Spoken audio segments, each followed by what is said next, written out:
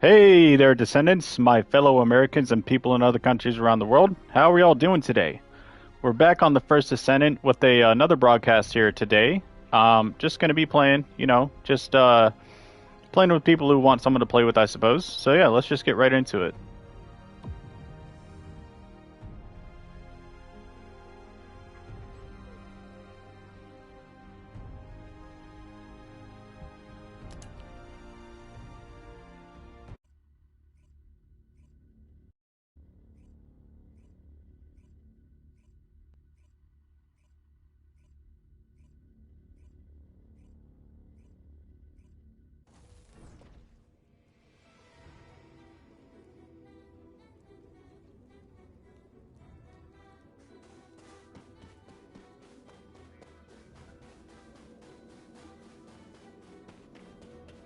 Now what do you want?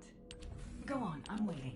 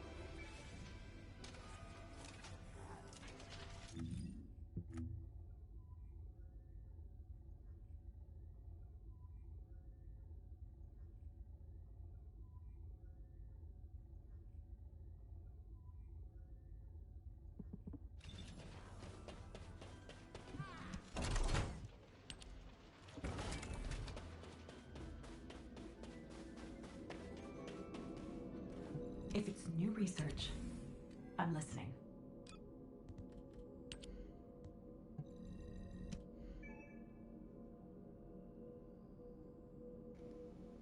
Thanks, man. I appreciate that.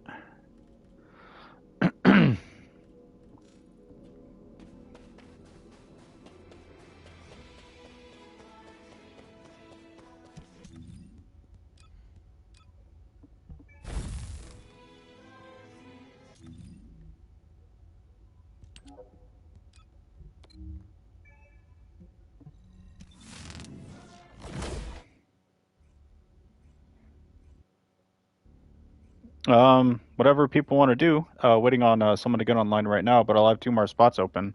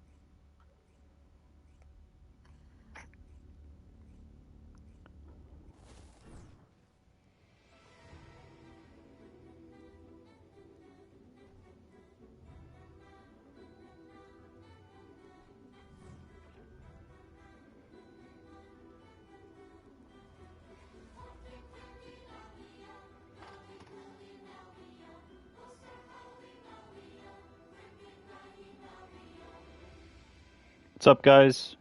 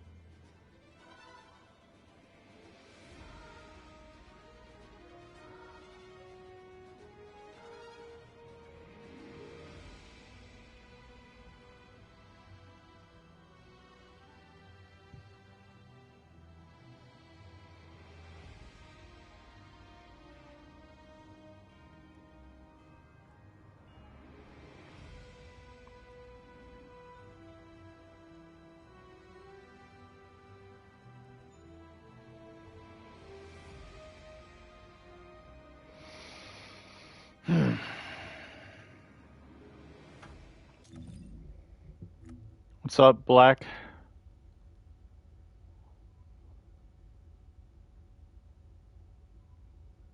Still not on. Okay.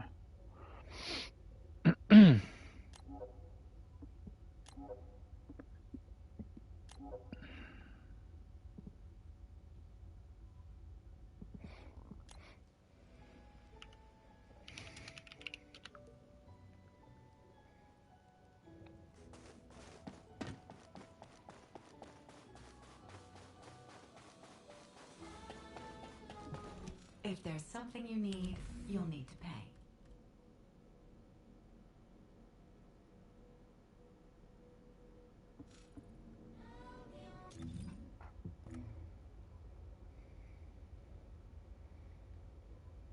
Anyone want to play?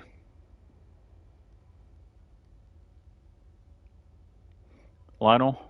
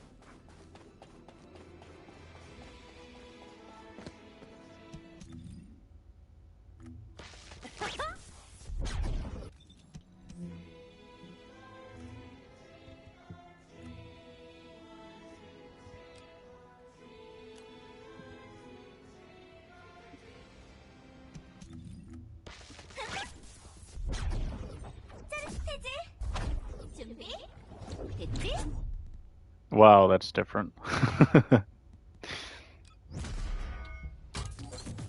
내 힘으로 모든 걸 끌어당기겠다. 최후의 승리까지.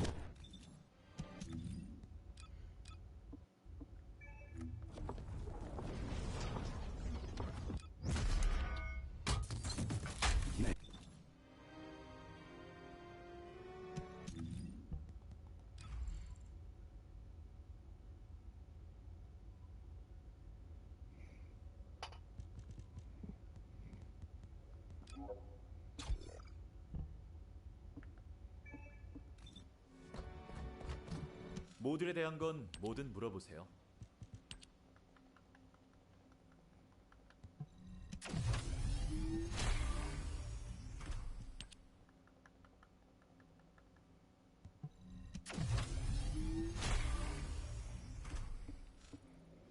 Are you alpha?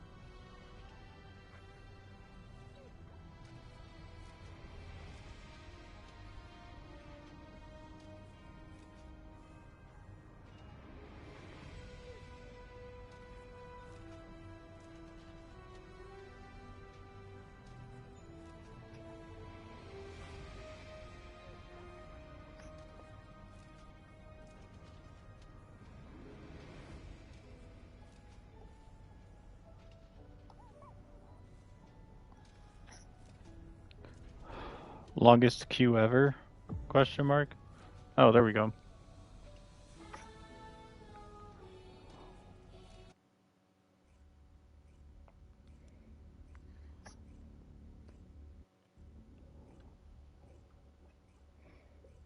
Right, what's your in-game name, bro?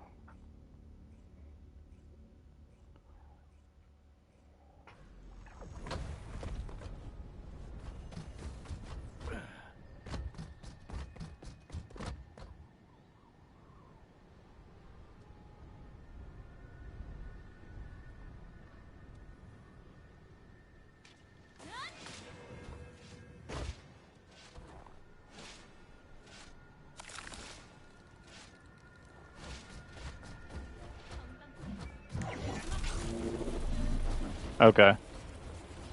계승자 기다리고 있었습니다. 적들의 분쇄를 막아낸다. 병사들의 희생이 너무 커요. 적 요새에서 확보한 자원인 만큼 반드시 알비온으로 무사히 이송해야 합니다.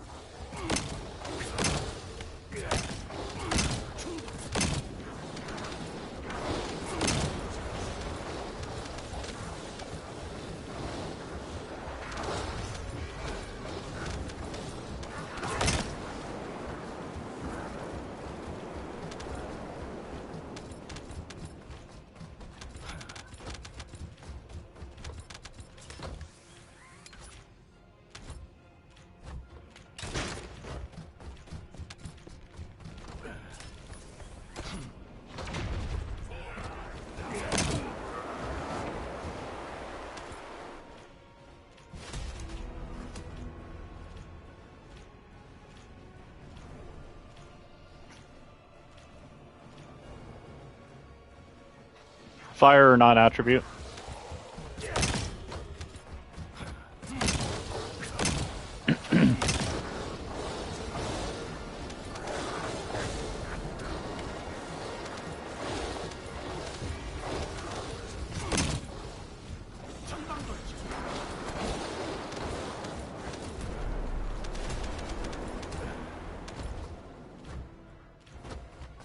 What about you?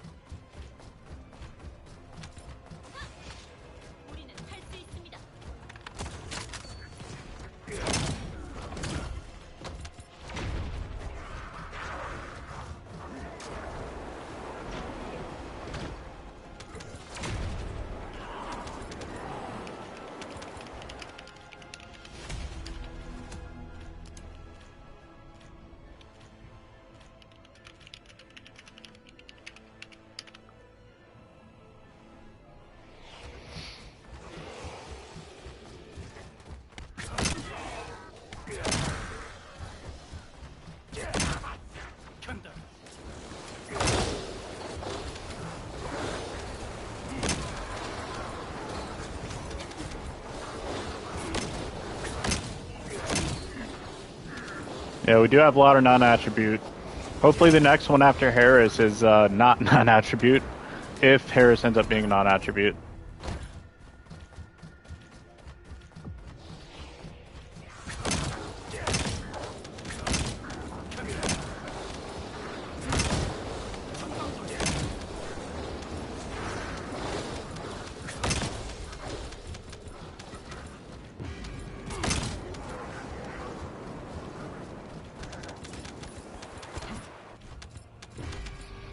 Let's also hope that Harris isn't another jack of all trades, right? I mean, because we already have 4.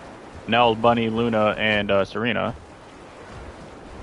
Not that there's anything wrong with that, but we need to go back to roles every now and then too.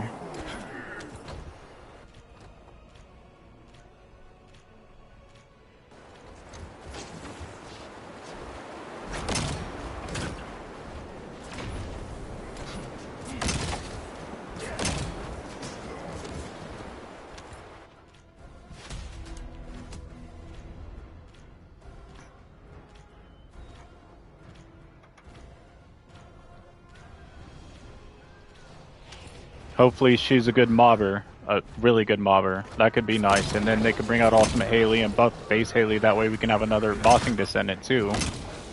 You know, and then after that, if they wanted to, they could release another one that's good at everything. I wouldn't mind. I mean, I don't necessarily mind that much either way, but I think the trifecta is really important to upkeep, and it diversifies the game a lot more. I think it's a lot more fun for everybody, you know? It's like, oh, hey, I have these Descendants that can do mobbing, I have these Descendants that can do bossing, and I don't have to use one or, like, any specific one. I can use basically whoever I want. I think that's great. And that's what I want for the game.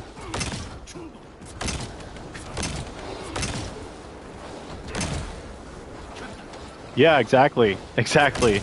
Not that there's anything wrong with there being, you know what I mean, like Bunny, Luna, Nell, and Serena, you know what I mean? I don't think there's anything wrong with them being able to do almost everything in the game. You know, but we definitely do need more diversity. More distinction than diversity. More distinction.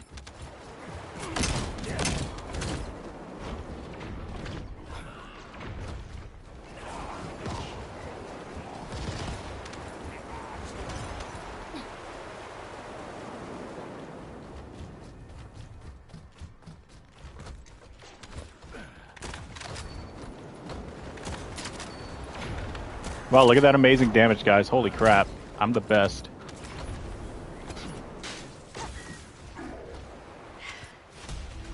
이걸로 당분간 병사들의 희생은 없겠군요. 고마워요, 계승자. 덕분에 살았어요. I'll be right back, lads.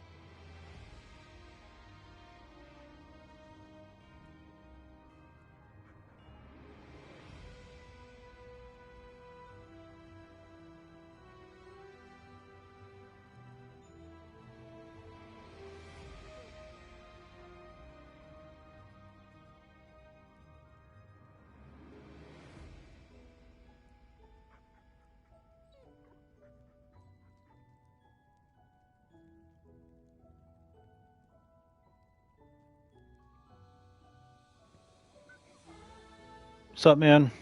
Sorry, I was in the restroom.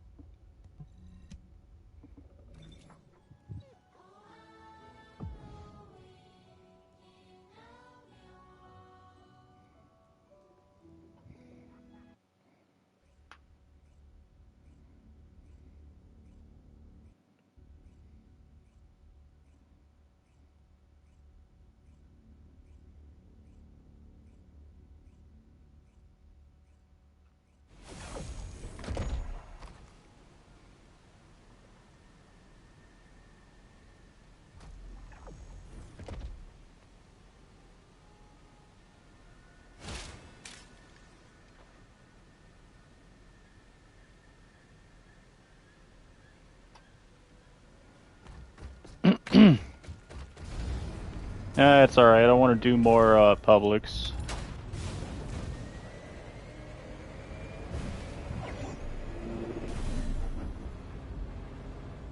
계승자, 아무래도 네 도움이 필요해서 호출했어. 이놈들 말이야, 수상한 채굴기를 운영하고 있거든. 그걸 조사하려면 일단 지키는 병력을 모조리 쫓아버려야 해. 자, 시작해보자고, 계승자. 방어 병력이 아주 바글바글하네. 싹 청소해줘. 알겠지? 뭘 하길래 이렇게 철통같이 지키고 있는 거야? 저 빌어먹게 큰 채굴기 형태로 봤을 때 평범한 건 아닐 건데.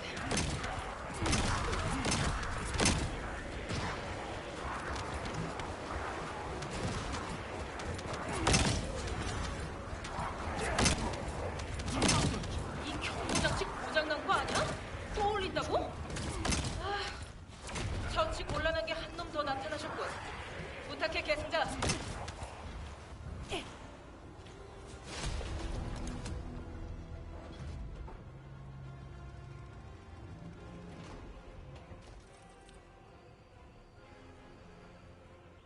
역시 직접 살펴봐야겠어. 그러기 위해선 네가 벌거스를 모두 정리해야 Not at the 해. moment. 할 수 있지? I have other priorities I want to attend to first. I do like him though.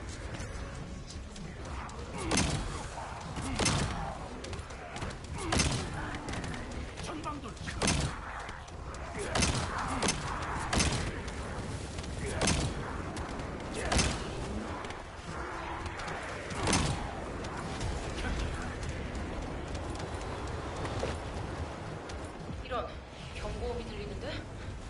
좋지 않은 기분이야. 자, 위험 개체 접근 경고잖아. 아무래도 꽤 강한 놈이 왔나 본데?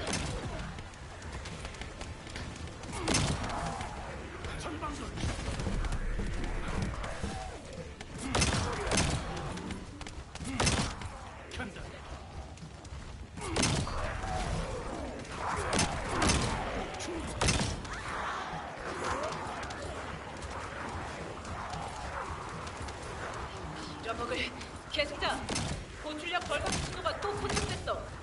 끝도 없네 정말. 부탁할게.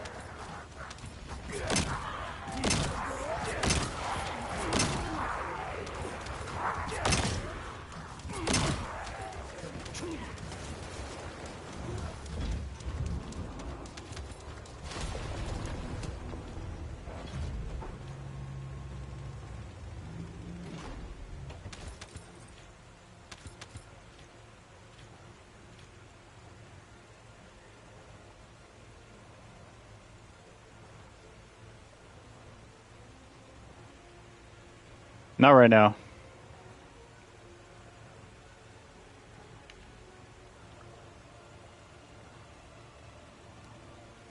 벌거스 시설의 에너지 흐름이 이상한데?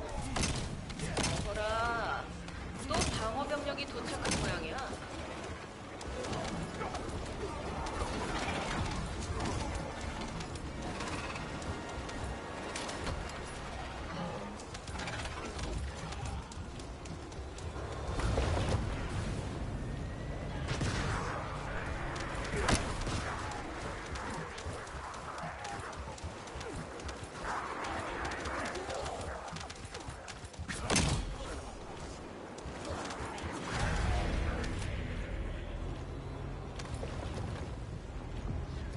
먹을 놈들은 왜 끝이 없어? 제기를.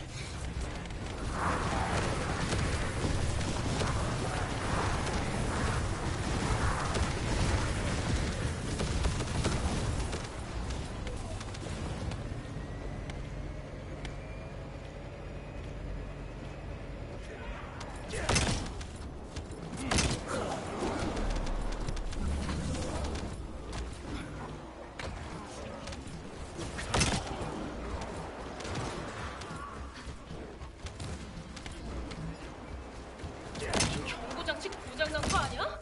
또 올린다고? 아, 처치 곤란하게 한 놈 더 나타나셨군. 부탁해, 계승자.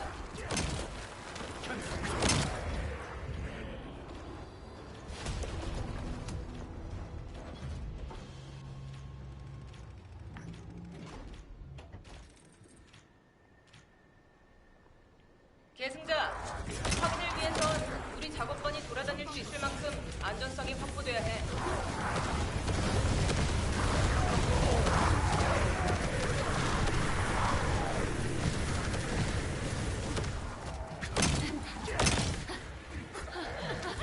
안 돼, 큰일이군. 감사합니다.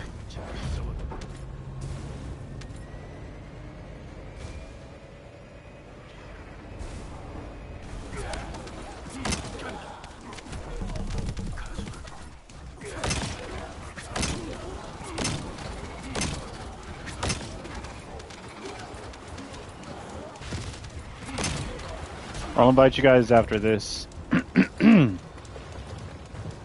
사방에 벌거스가 가득하구만. 완전 벌집을 들쑤시는 느낌이야.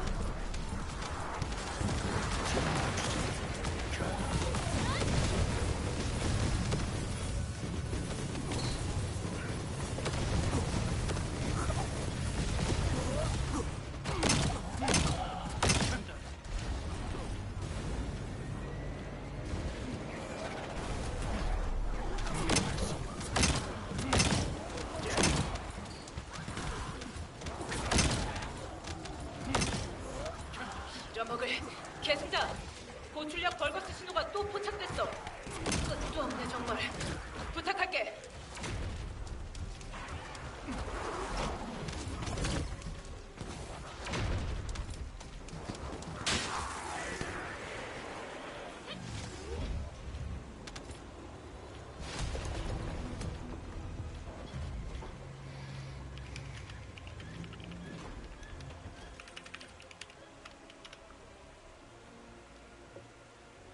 벌거스 시설의 에너지 흐름이 이상한데?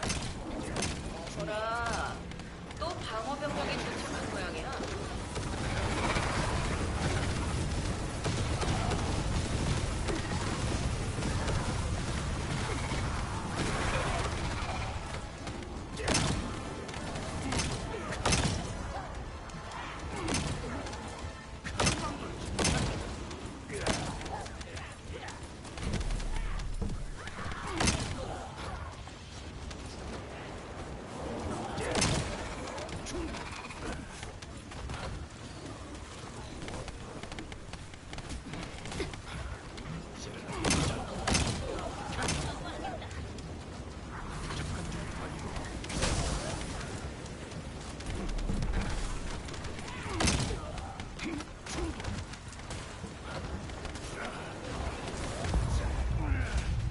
피라마격의 지원이 필요하다.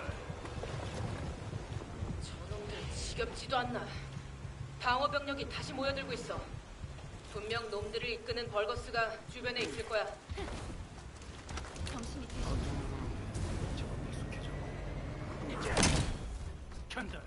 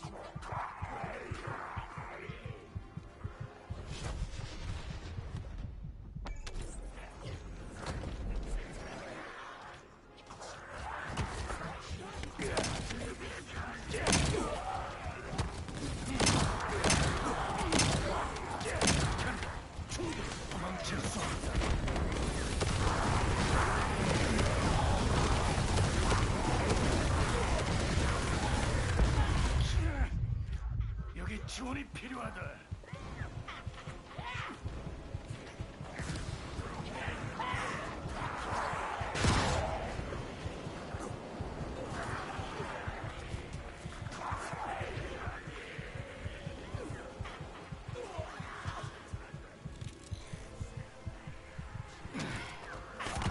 이동.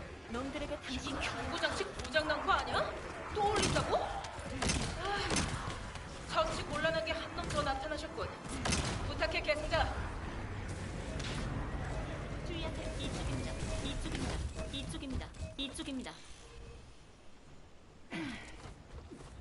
정신 똑바로 차리고 제대로 싸워.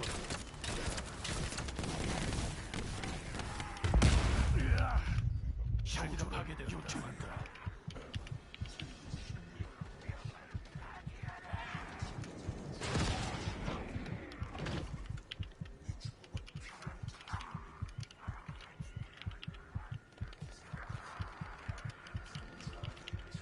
좋았어. 이제 뒤는 나한테 맡기고 편히 쉬라고. 수고했어.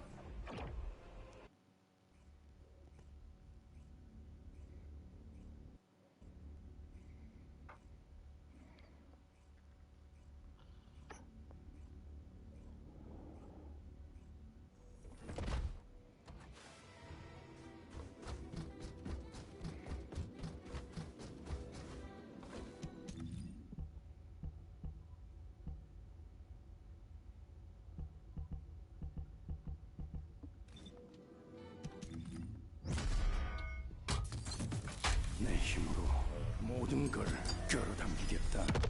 최후의 승리까지.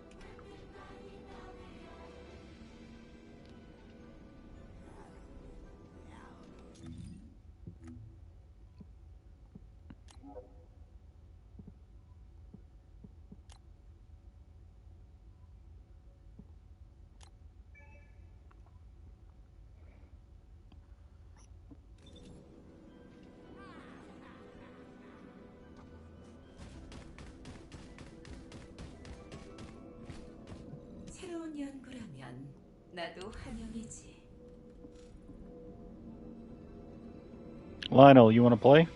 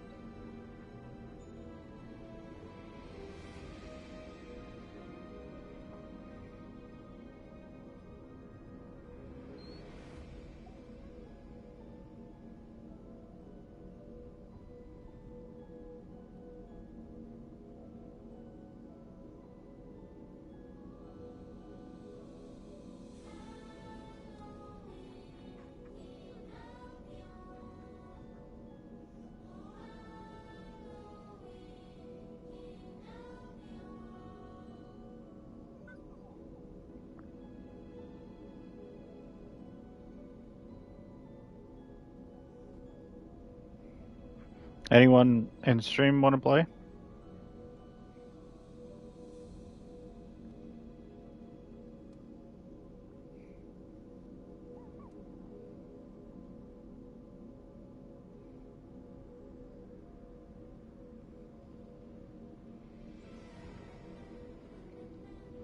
What's up, man?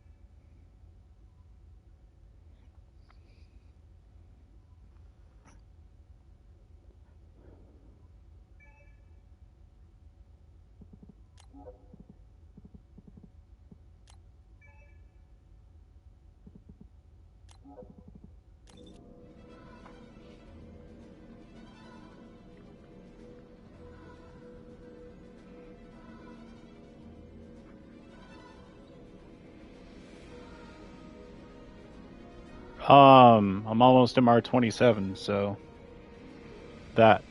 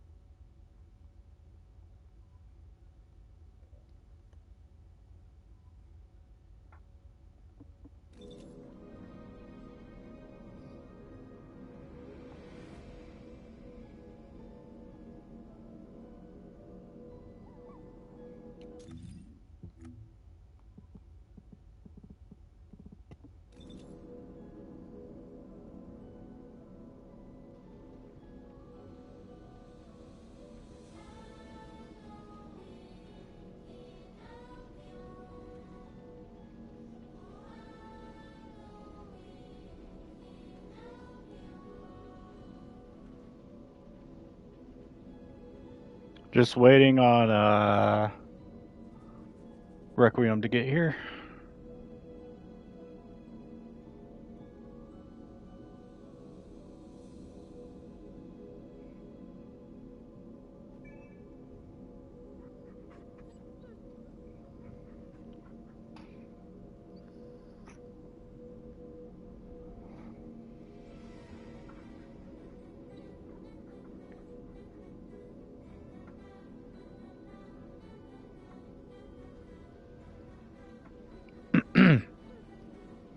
What's up, man?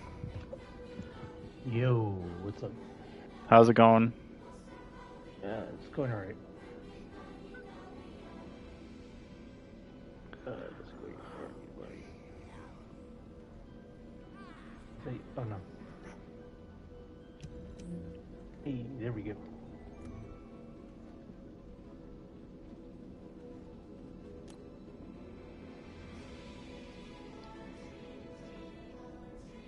Was that last year's Halloween skin for the guys?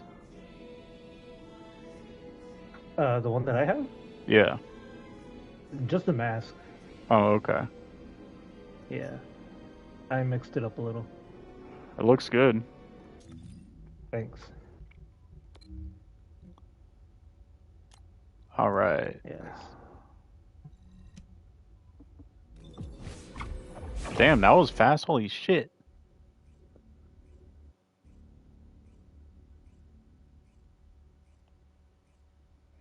Guys, can we drop likes on the stream, please? Thank you.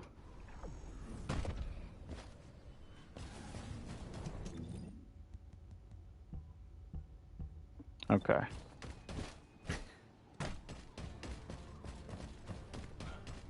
Hey, that guy's using Kyle too. That's funny. What the fuck? 시작하지. 간다. Alright, let's see. 계승자 기다리고 있습니다. 적들의 공세를 막아내느라 병사들의 희생이 너무 커요. 적 요새에서 확보한 자원이건만 반드시 알비온으로 무사히 이송해야 합니다.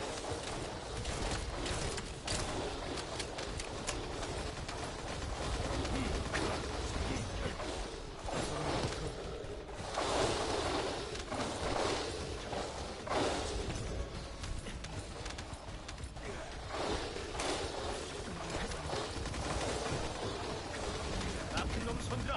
전투 준비 완료.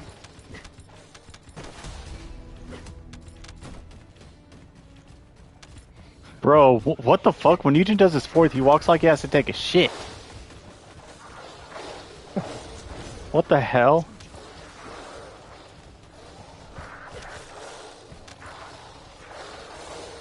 No, you're good, Jake. Hope you're alright, man.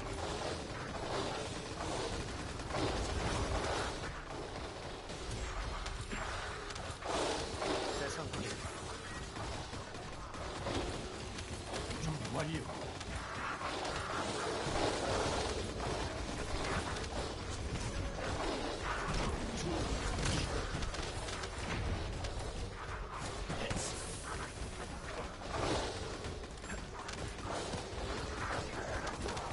부상자 치료 중.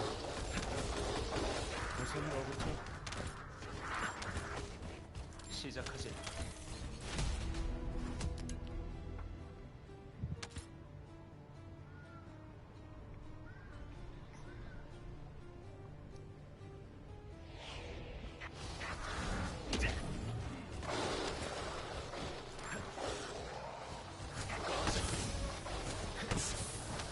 Hmm.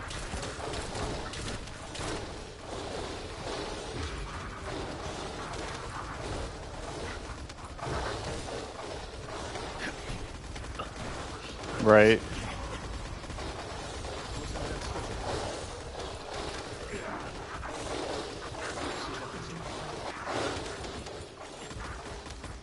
대상 확인.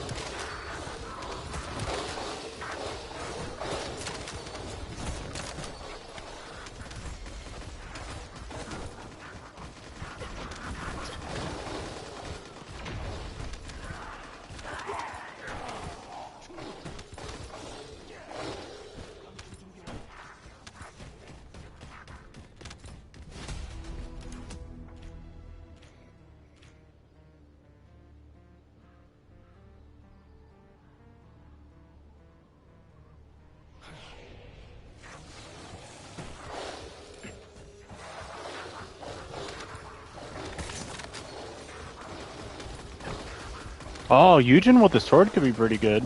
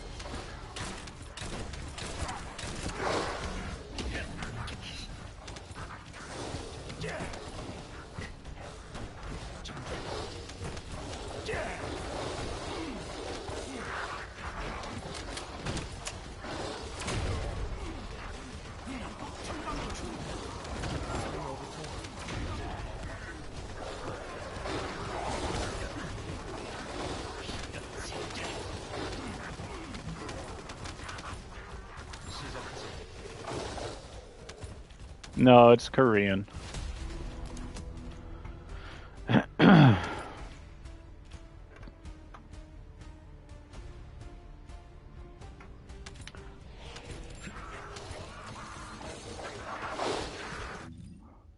I need like 2 more levels.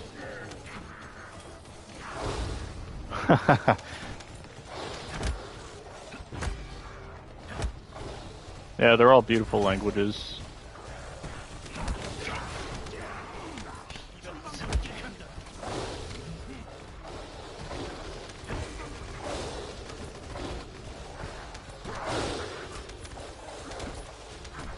Bro is literally just back here AFKing.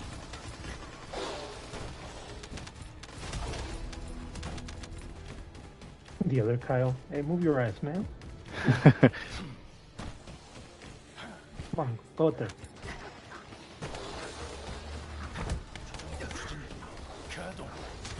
What's that? Where winds meet?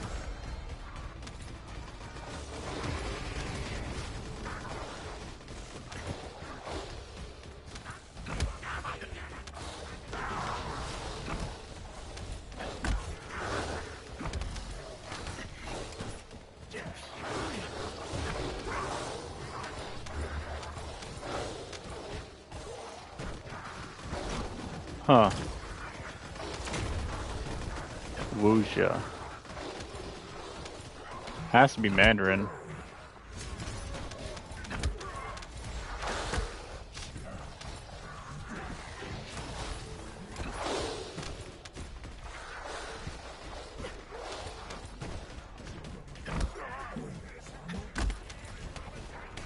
Yeah, Mandarin's Chinese and that sound is Chinese.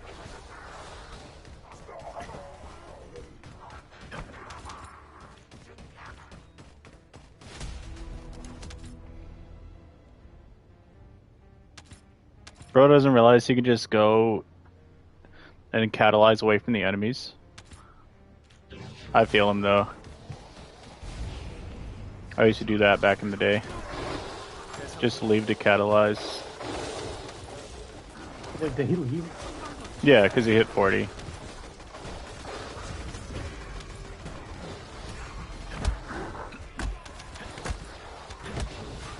I'm just pistol whipping these motherfuckers, bro.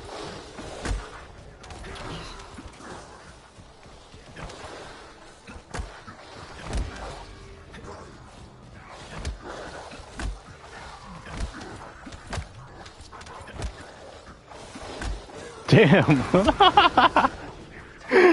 Oh shit.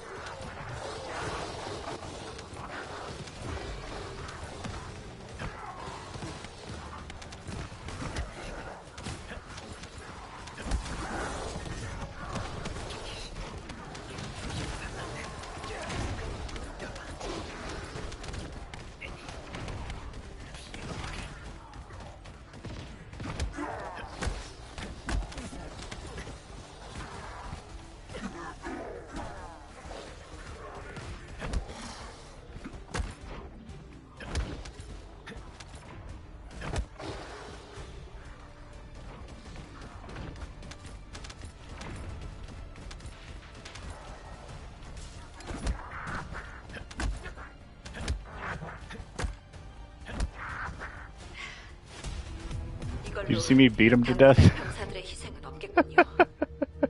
고마워요, 계승자. 덕분에 살았어요.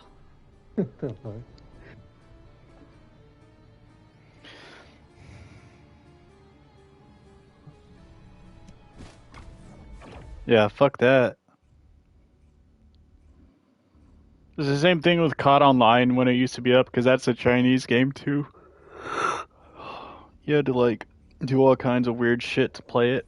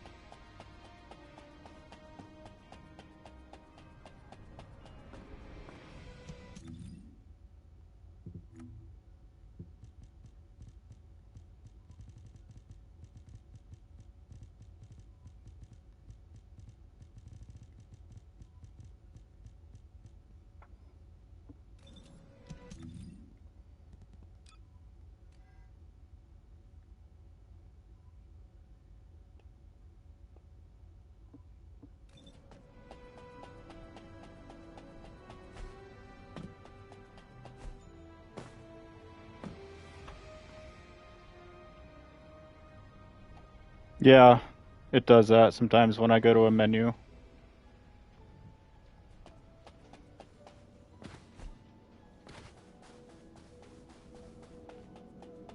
얻고 싶은 게 있다면 대가를 지불해야지.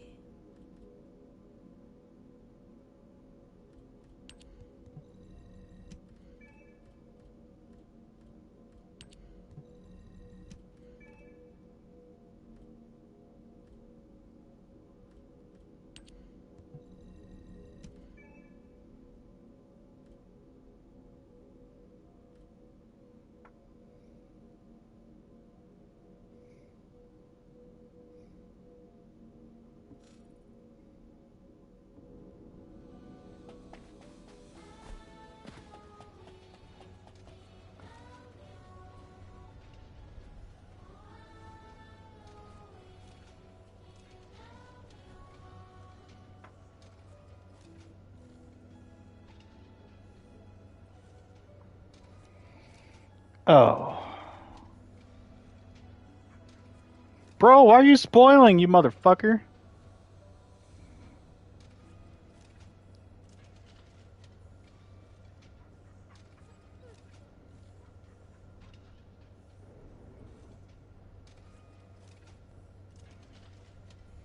Wait, what happened?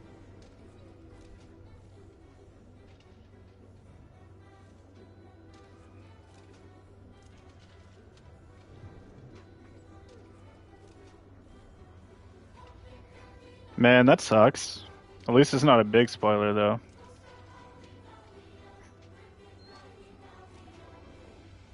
Oh, wait, yeah, wait. I already knew that. I'm fucking stupid. I forgot that I found out about that. Blair and Anais having a romance.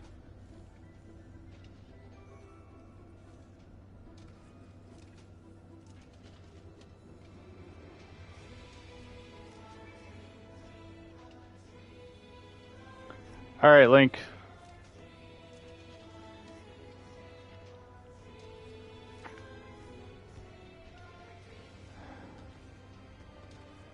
Right.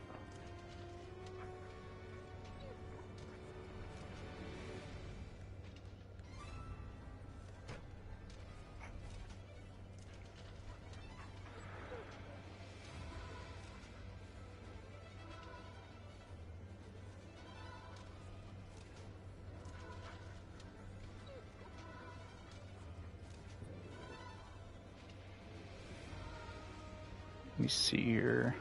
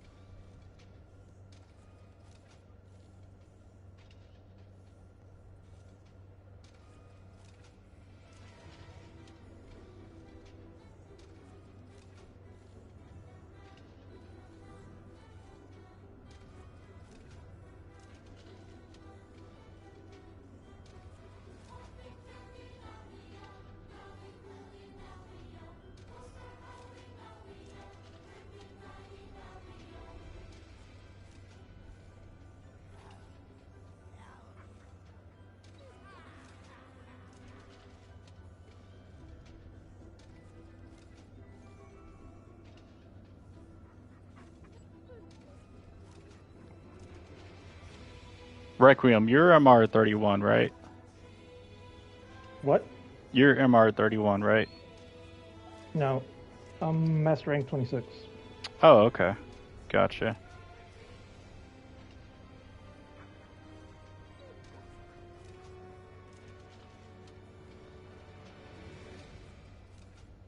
Yeah, I just haven't had time to level up my master rank. I haven't like leveled up the other ones that I still need. I get it.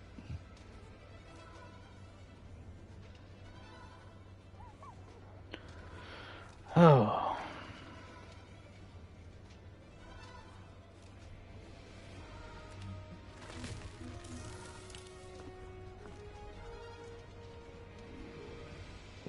What do I still need actually?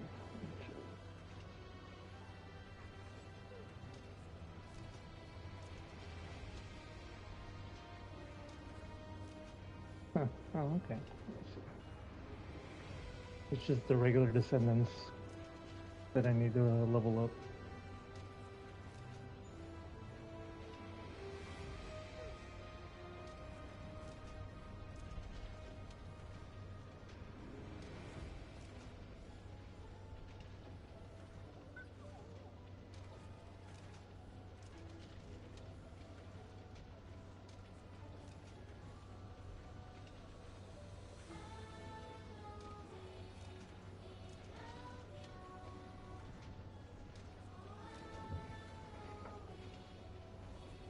Nice.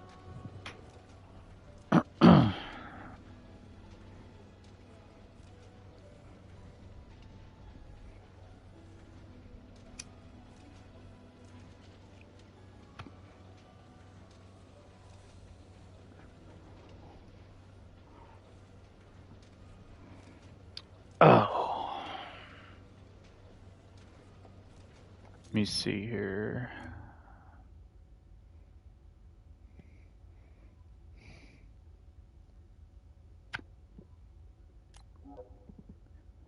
Ooh, low budget's on.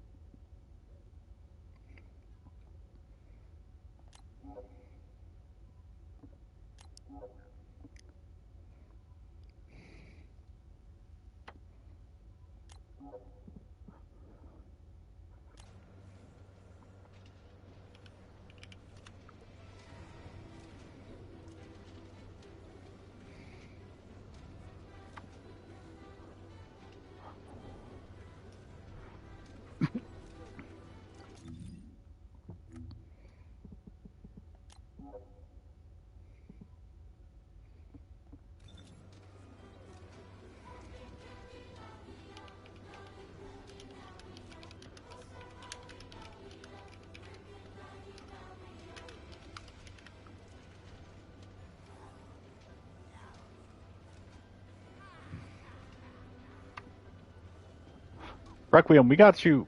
You're in my Discord server, right? Yeah. Okay.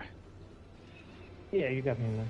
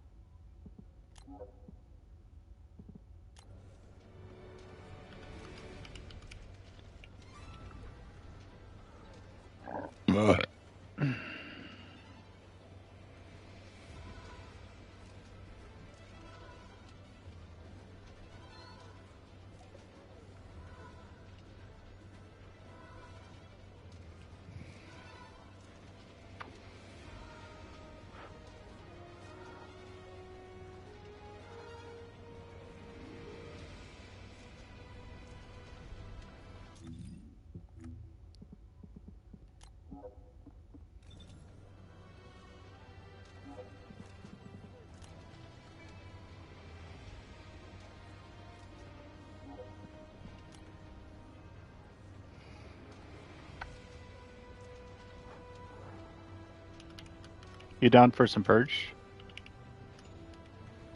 Me? Yeah. Yeah. I'm down. Okay. Let me just. I'm gonna get low budget in here first. He said he would join. Let me just get ready real quick.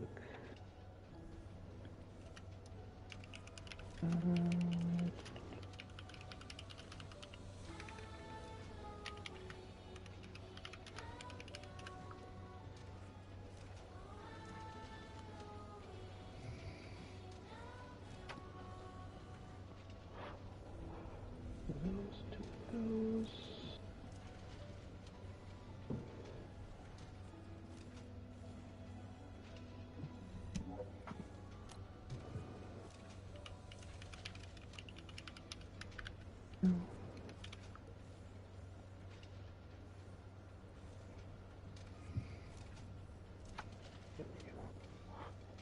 Okay, get my build ready.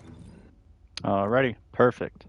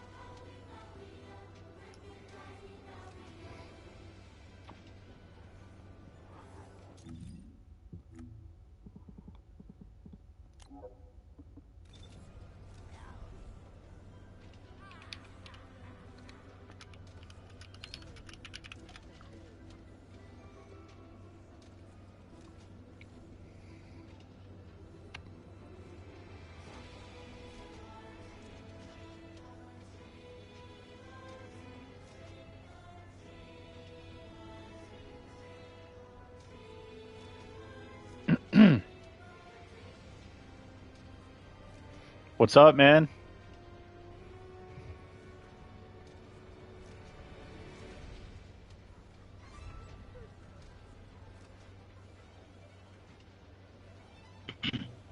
Hello. How's it going, buddy? Hey. Yeah, doing good, fine. What you doing? Purge? Yeah. Let's see here. My friend is finishing up his broken boundary run, and then we'll get him in here if you don't mind. Yeah, sure. Oh, okay. He's already in Albion. Perfect. Did you see the video I uploaded today? The division and stuff like that. No, not yet. I'll have a look. Oh, no worries, man.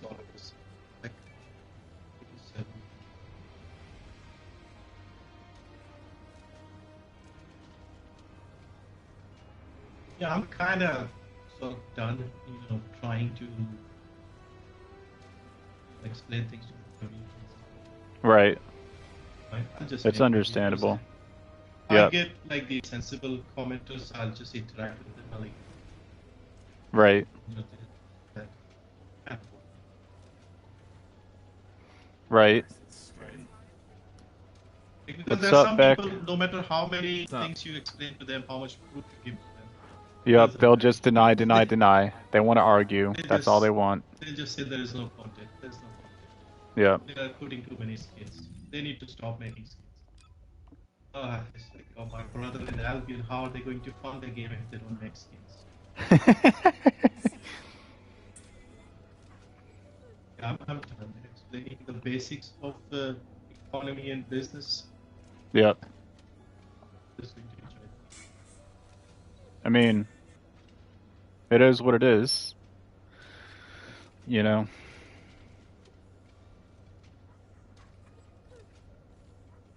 All right. Is everyone ready? Yep. Give me 1 sec. All right. I'm good. I can hear your music. Would you mind turning it down a little bit? That way I don't get DMCA'd, please. Because I am live right now. Oh shit, I didn't know. No, you're good, man.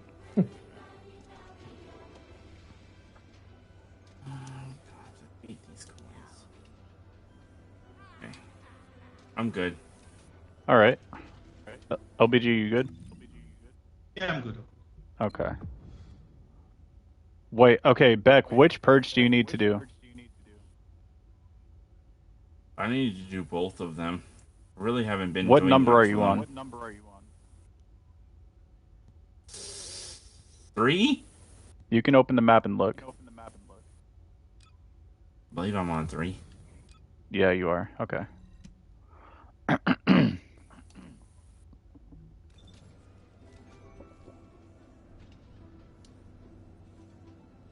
I can never get a party for Void Erosion.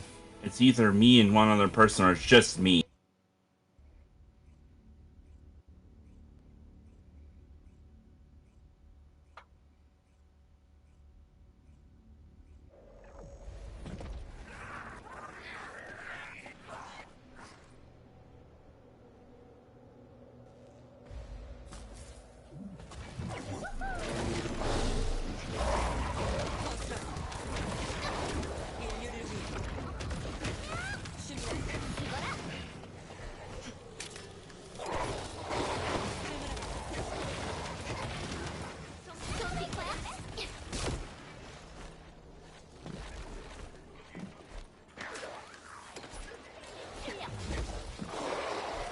I assume you haven't done challenge yet either.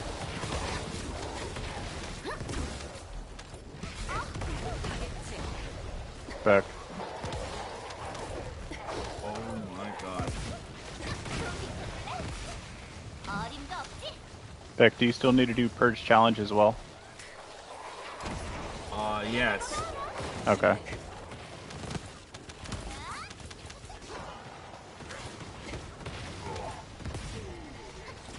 Wait, what mission is this one? Level 3. Ah, okay. It was the old map.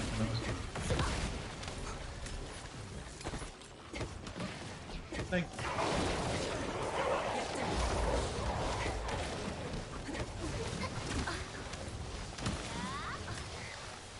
Oh, LBG. What kind of Descendant do you think Harris should be? You mean like element or like skills? No, like gameplay wise. Do you think she should be for mobbing, for bossing, or do you think she should be another universal one? I feel like she's probably more towards mob based on. Right. I would like that too, especially since Ultimate Haley's. I mean, I know Ultimate Eugen's next after Harris, but Ultimate Haley's going to be like early next year, I'm guessing. Yeah, And almost certainly next Ultimate will be because Yeah. Serena, Inez, they are kind of new, so they're not going to Yeah. make them Ultimate. And they've already got Eugen coming, so they won't make another male. Right. So yeah, almost. Probably Haley and then Kyle next, would you say? For Ultimates? Kyle and yeah, probably Kyle or Jaber, one of those guys. I think. Right. Right. Alright, let's go into the next one.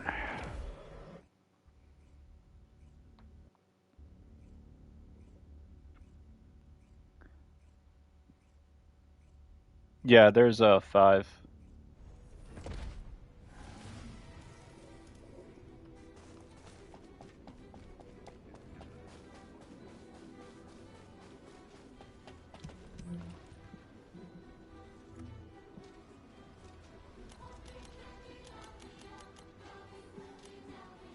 All right.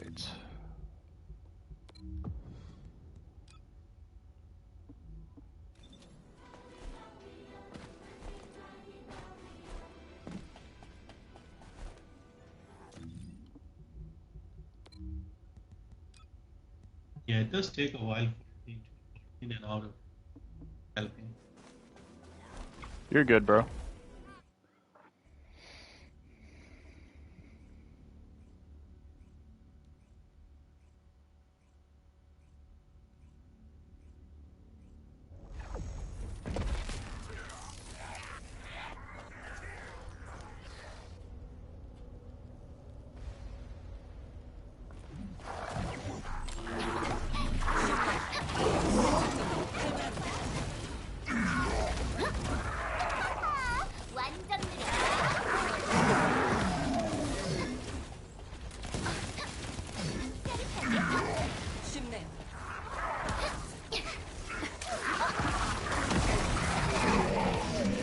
Overzealous.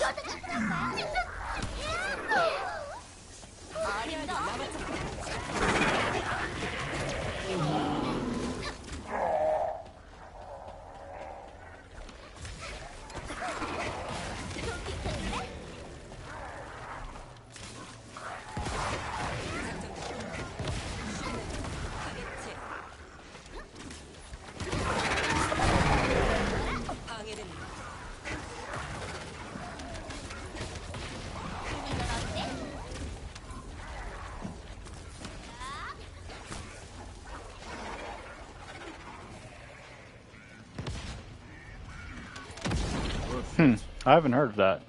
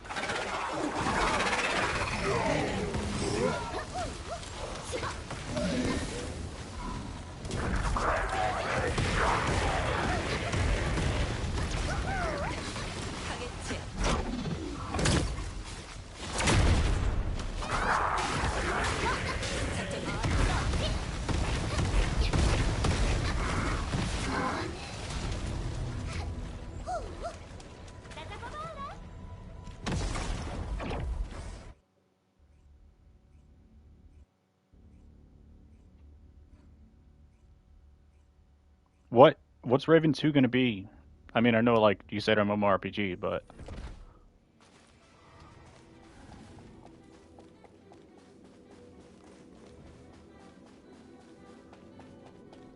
인류는 너무나 나약해. 그래서 우리가 꼭 필요하지.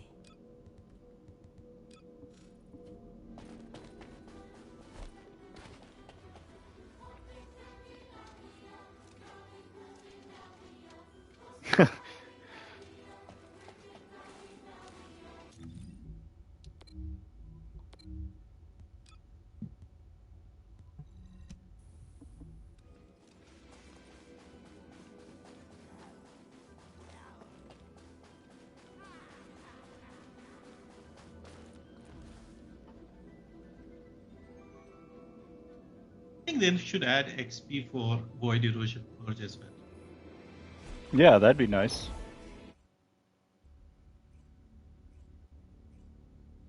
Oh, that sounds cool.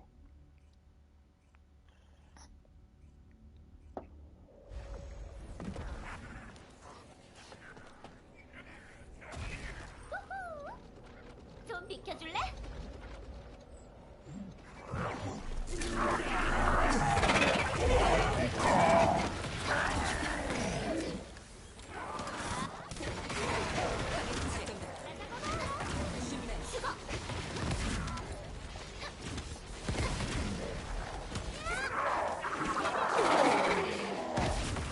이건 어때?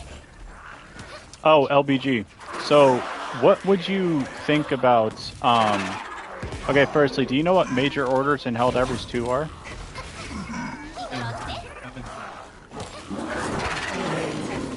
Do you know the concept?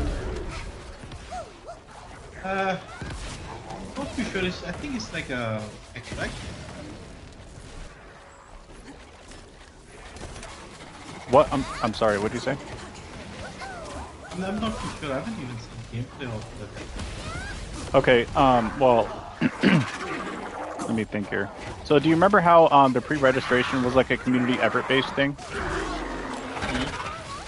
What if they implemented that into the gameplay and made them in-game missions for everybody to contribute to? How would you feel about that? Kind of like the Axiom Dimension Beach thing. Yeah, but Like, instead of everybody like, does that and right. times. Right, but instead of that, like it's tangible and you can see the progress on the screen as you know the as everyone progresses through it in the game together. Yeah. I guess that would be a good way of doing it. But I feel like that would suppose incentivize gameplay a lot more too. You know, they could give out catalysts with it. They could give out something. You know, like Descendant slots.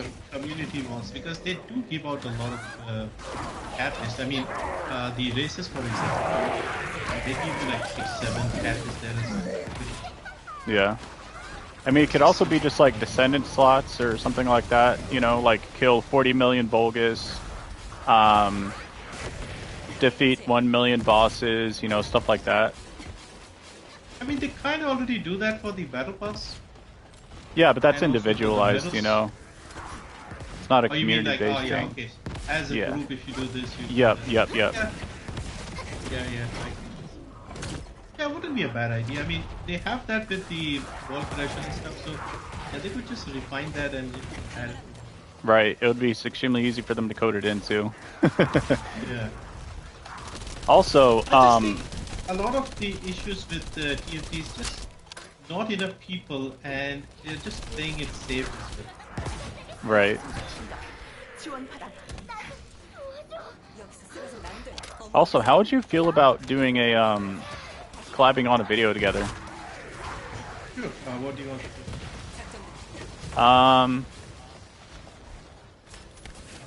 How about we talk about where we think the game could go from here? You know? I mean, or something like that. I mean, unless you have a different idea. I mean, I don't really mind what we would talk about in particular. I kind of don't want to repeat the whole,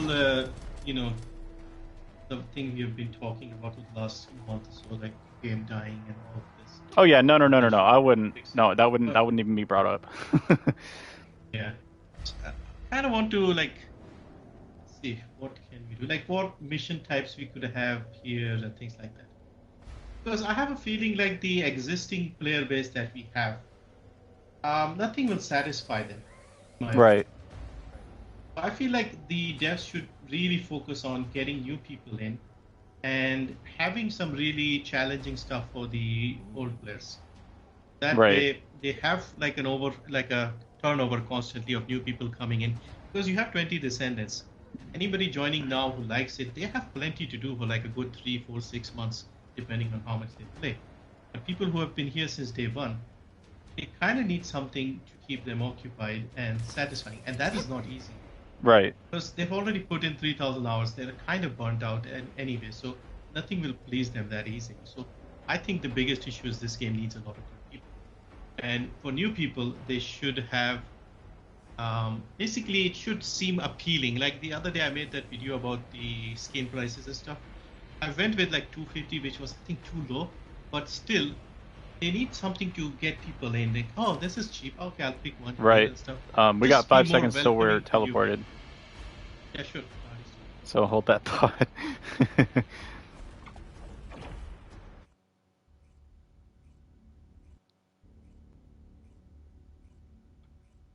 Yeah, they can. Also, Duet Night Abyss is only on PC, so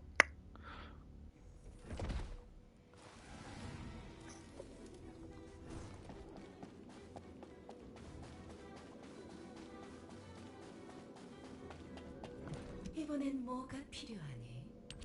말해봐.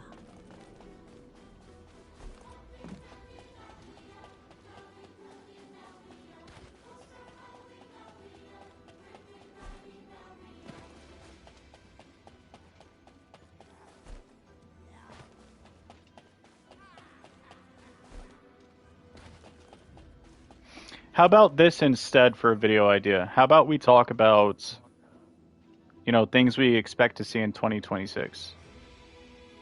Yeah, that wouldn't be a bad idea.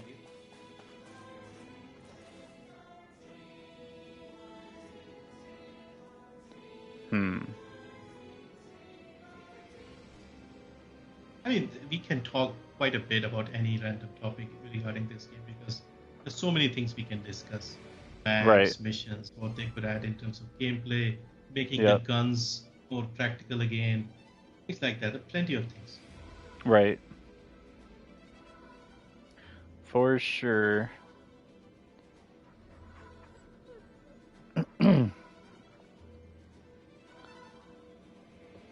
All right, let me see here. We're on 6 now.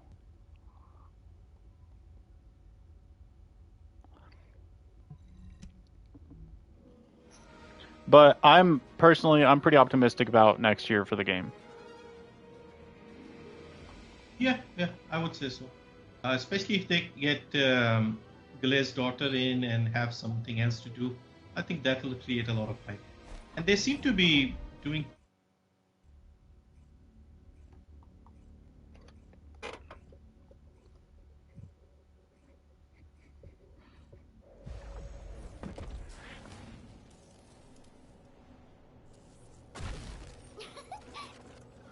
나 잡아봐라.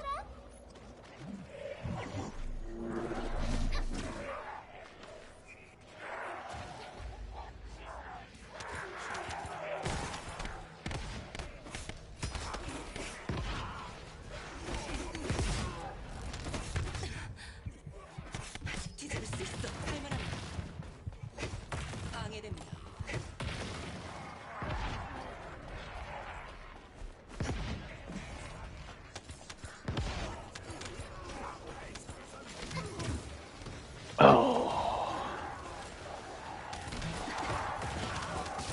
I think a great year to end the year, or a great way to end off next year as well, would be to release Ultimate Inez. Yeah. I think there would be enough time pass and everything because she came out in January of this year. I think even mid of next year would be okay. I would be okay with that. Just Right. The Ultimates and normals are not that different, to be honest.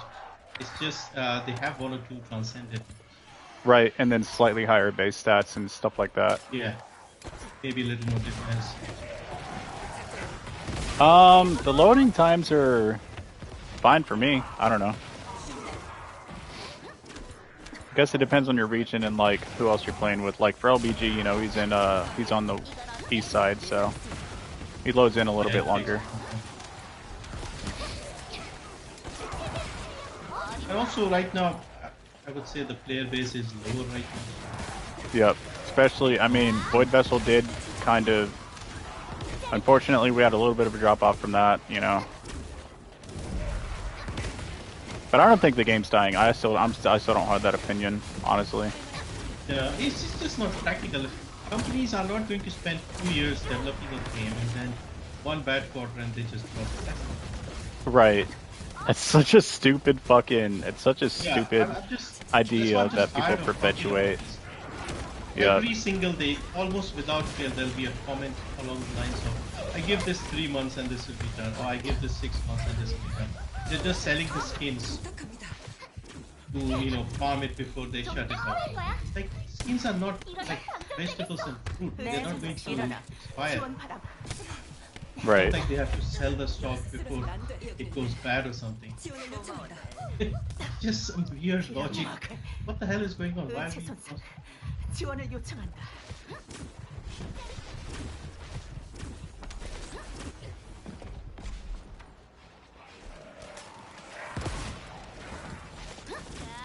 이건 어때?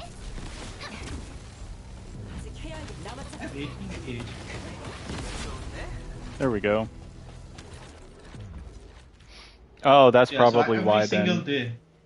Every single day I get a comment saying, oh, 3 months. I give it 3 months. It's not going to last more than 6 months.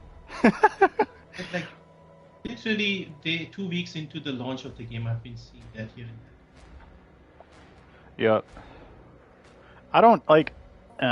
Those people are just so weird, man.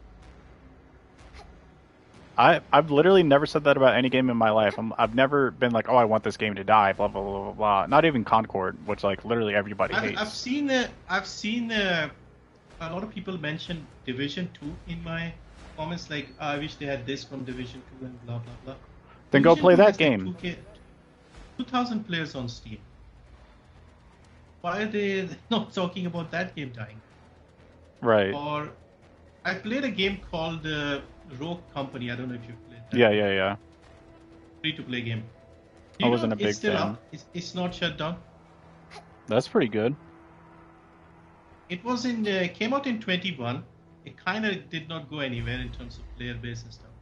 And Right. I assumed it was shut down. It turns out they stopped development on it, but it's still up, and there's still a dedicated community of a few hundred people playing. They even have tournaments and stuff. I Right. was shocked. I thought I started playing that game in 21, and in 25 it's still being played. Yep. That's all you need. Basically, You know, is a dedicated yeah, player basically- base. That's literally all you need Yeah. to keep a game running. Basically, it's not very expensive.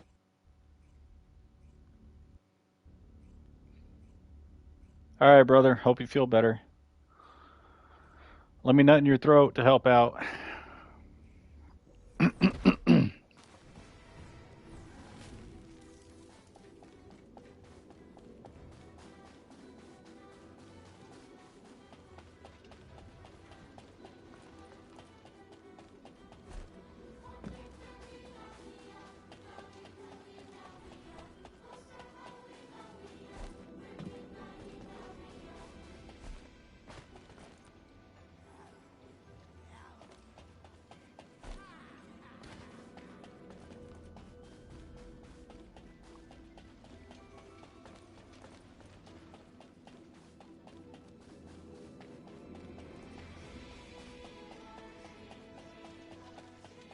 Because they're trying to, target more Japanese players. Right.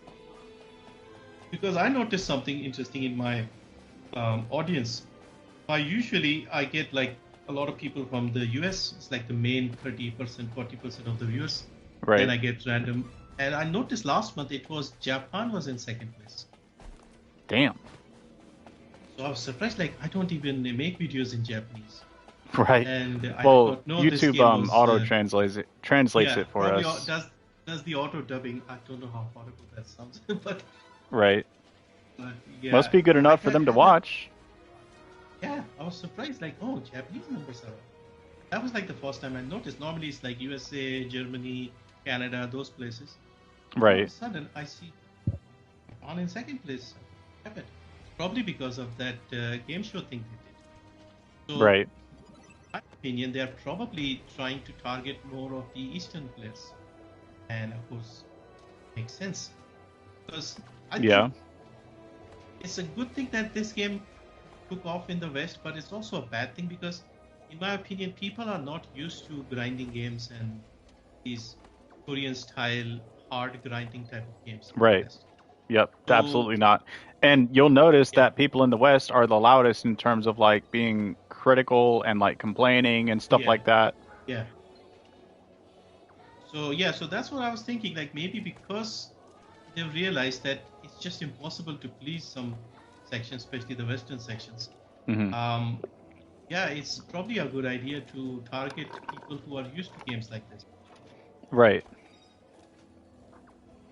I think that'll be really good for the game overall for sure. Yeah. Um, but when you do get a chance though, watch my newest video, not the one for beginners, but the other one. Okay. Because I think you'll really like what I have to say about it. Um, and honestly, I hope it reaches more people. I hope, honestly, my highest hope for it is that the entire community hears it, but of course that won't happen.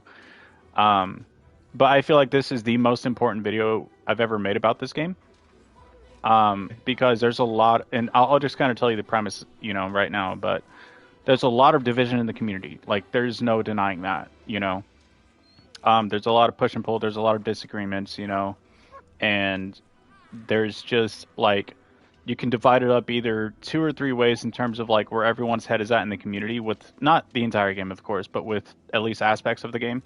The only thing that the community really kind of almost fully agrees on is Void Vessel, from what I know. And that's not a good thing, you know what I mean? Like, the fact that Void Vessel is the only thing that we have agreed on fully, not fully, but mostly fully, like, since I've become a content creator, like, a couple of months ago, it's not great. And, like, I also kind of went into it in terms of, like, so if, Void like... Vessel, honestly, in my opinion, is not bad. It's bad because we have to go and farm 5 copies of 2 swords. Right. If it wasn't 5 copies of 2 swords, it wouldn't be a problem at all. Like the first Void Vessel, it doesn't bother me. Right. And also, I did a poll on my channel a while ago, like 3 months ago, asking people like which is their least favorite type of mission, and it was the Void Vessel, the first one. People did not like the Void Vessel. People don't like the Void Vessel to begin with, and then they had to farm 10 copies of swords. Right. So that just messed everything up because at this point people have completed everything else. So they are never going to be like chill about it and like doing it 5 times a day or something. They were going to no life it and they got caught. Because Void Vessels, people, the main reason they said they did not like Void Vessel in that poll was it takes too long. It like takes 6 or 7 minutes, whereas other missions are done within like 3 minutes. Right, like Sigma Sector, 4 minutes. Yeah, Sigma Sector, even Void Erosion Purge. Right. Any other mission, 400%. Right. Planes, all the missions are usually done in like 3-4 minutes. This thing takes 7-8 minutes, so that's why people did not like it. So I think that is an important feedback that devs need to consider. Like if you're making a loop or a mission, just try to keep it around 5 minutes max, so that it doesn't get Yep, because boring, the community will be tired out from it, and that definitely makes sense. I think the biggest mistake was releasing both swords at the same time. Even if they wanted people to grind the 2 swords in the Void Vessel, putting both of them in the Void Vessel at the same time, that was just, I think, not a good idea. They could have kept 1 sword released now, 2 next season, or in the next episode, right? Or maybe 1 in the Axion Plains and 1 in the Void Vessel, something like that. Right, that would have been way better because Axion Plains is just being kind of shelved right now. Like the only reason why people. Sorry, go ahead. Yeah, the mission structures are just too simple. Like go there, keep doing this, keep doing this, keep doing this. Right. Just add Axion this Plains little needs to bit be of revitalized. Honestly, it's at this point. I mean, if we're in spring of next year and Axion Plains doesn't have anything new, then we have an issue. You know. I think they would be adding more missions to Axiom Plains. It seems likely to me. Like they made Right. a big open world map. They should be filling it out with more dungeons, more Right. missions, more mission variety. Hopefully, I mean they could put more races in there if they want. Right. Yeah, for sure. I mean, Anything something. just to keep things going. Yeah. And I feel like they should do the same thing for parts of Ingress, you know, like for episodes like episodes throughout the seasons. You know what I mean? They could do kind of like how they do the fortress defense with the episodes and stuff like that. They could add, like, okay, let's say we get 2 swords in February or whenever. You know, you could throw a sword in Kingston and then you could throw a sword in White Knight Gulch. You know, something like that. You know what I mean? You could give it a brand new dungeon for each. That way it feels new. You know. It's still kind of the same formula that the players are used to, although people don't really like the siloed content all that much. I don't personally mind it, but however they want to implement it, like, because a lot of people, like I mentioned that, and then pretty much every one of my comments echoed that same sentiment of like revitalizing parts of Ingress as a whole, and Axion Plains. So that's something that the community does, at least from my comments, from my perspective, mostly agrees on. Yeah, everybody agrees. I said that in February when Void Erosion Purge first came. Right. Like, literally, I said that in my video. I said, when was the last time you went to Agnet? I said, can't we put like a Colossus in there or something once a week? Something like that. I mentioned it because of Diablo 4 and their world bosses. Right. I said something like that. Yeah, dude, that I love. Like, they should do that for Wallcrasher at some point when they can optimize the engine well enough to where it runs stably, stably. Well, what I would like to see is like when we see that Colossus coming in 10 minutes, the Wall Crusher, they could have something like that, a weekly, I don't know, gluttony boss appearing in Agna Desert. Please head over there if you want some special loot. Yeah, yeah, exactly. I mean, and they could start, you know, providing free caliber that way too, you know, if they wanted to, like 100 per. Catalyst. Right. Yeah. Whatever, something very small, insignificant, something would just to, you know, have more things. Something that provides incentive to players to do it, though. That's what they, you know, that's going to be overall the biggest issue in my opinion with the game is just not enough people working on the game. I feel like the dev team is very small. Yep. And they have very limited, you know, budget and limited things. Yep. And it's a big game too. That's the thing. You know what I mean? And they've made a much bigger game. I think it's probably because of Unreal Engine 5, because they kind of made a big, good-looking game. And these guys were one of the first to implement UE5 as well. Right. So I think overall, it's just put them on the back foot. They can't really do like a big MMO type thing because of the... I think what happens with the Nexon, at least from the outside, what it seems is they have like a core group of people working on this game, and then they pull in people from other studios to help out here and there. So that seems to be what's going on here with the first Descendant. So maybe they could have more people working on the skins. That is like maybe a common department within different studios. Right. So that's why they can get things done faster than the people working on the game and all the content. Because if you see how much decorations they have put in Albion, I feel like the people making the designs and the cosmetics, these guys, they have a lot of skill and they can put out a lot of content. Right, and they're also experienced with the, obviously very experienced with the engine too. I'm also still surprised why we don't have more skins in this. Sure, people don't like that, but the quality of the skins and the price ranges, like I said in the other video, I'm just surprised why we don't have that, because a lot of games do that. Different price ranges. Like even like the basic recolors. Right. You remember when Ines came out? Yeah.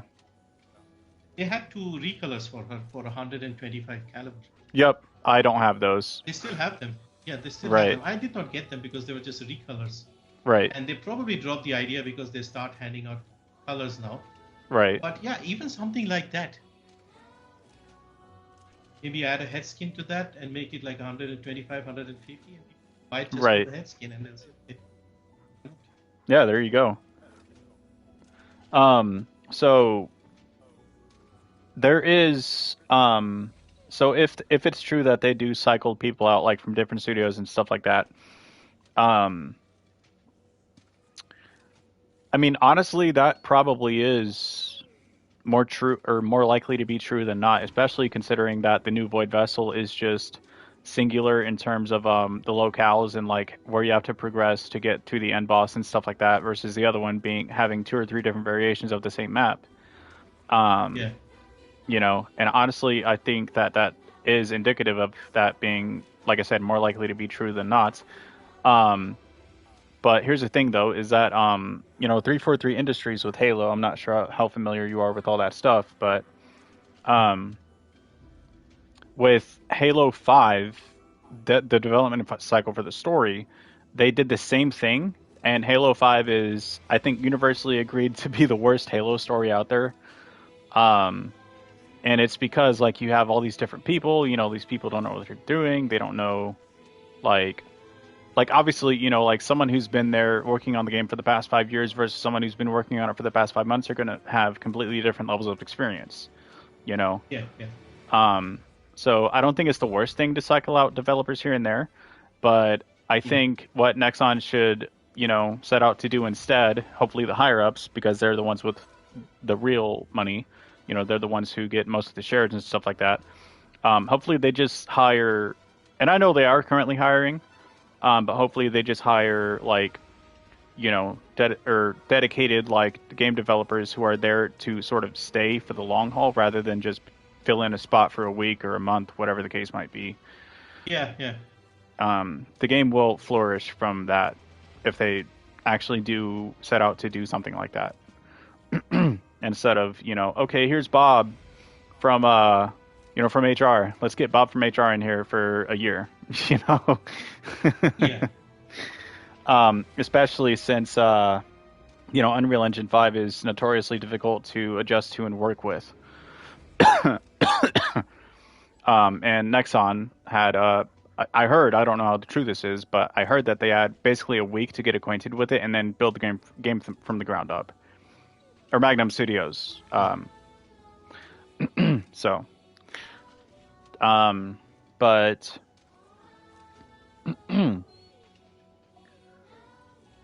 but where Also, when they started, they had to make the game work on old gen as well. I Yep. think that also kind of limited their potential in terms of the map sizes and how many Right. activities we can do. I think the reason we only have 4 people per map is partly because of that. Yeah. Now they could have increased it for Axion. I don't know what the limitation is, but perhaps they're Not thinking when we it don't first have that launched. There's players no to begin way. with. Yeah. Because it just ran too poorly on console when it first launched, and I think on PC Yeah. as well. Especially when you had two Inez's in the same mission, it was horrible. Yeah. But I mean, yeah, I would like a party expansion for newer areas for sure. I feel like Axion Plains should be the second Eight or players, I think. huh? It should be like 8 players on the map, I think. I mean 6 or 8, you know, whichever. But I feel like in terms of like adding more open world areas, I feel like there shouldn't be more than 2 more after Axion, right? Like I feel like, you know, they should kind of leave it at that, and then they should just make use of what they have. Either that or just, Yeah. I mean, or if they want to, they could open up a new continent. But I also feel like that would obviously take away from incentive to revitalize Ingress, to cycle things out of Ingress and Axion and stuff like that. If they just introduce an entirely new continent, but at the same time, you I know, think like it would what they also. could do, this is something again I said right at the start of when the game came out.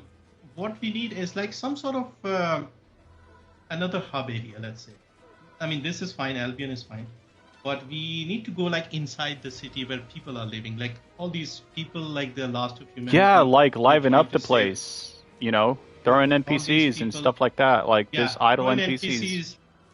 Yeah, NPC standing, people selling stuff, lots of crowded, you know, like underground section or something where all the humans are living. Right. People we are supposed to protect. We walk in there and like there's a mother saying, "My child is sick. Could you get some of the blue brains for me from White Right. Gulch or something. Just some random small missions like that, daily missions, weekly missions. Right. Interact, fill up the lore a little more. You walk in, you read something. People, react to, oh, Descendant, there's a Descendant coming. Right. Give Stuff like us. that. Just. I mean, we're supposed to be like this special elite force, of the human race, like, Yeah. but we don't really. We're not. That's not really broadcasted in terms of the story. It's just other descendants saying, Yeah. "Oh my God, like you're so cool."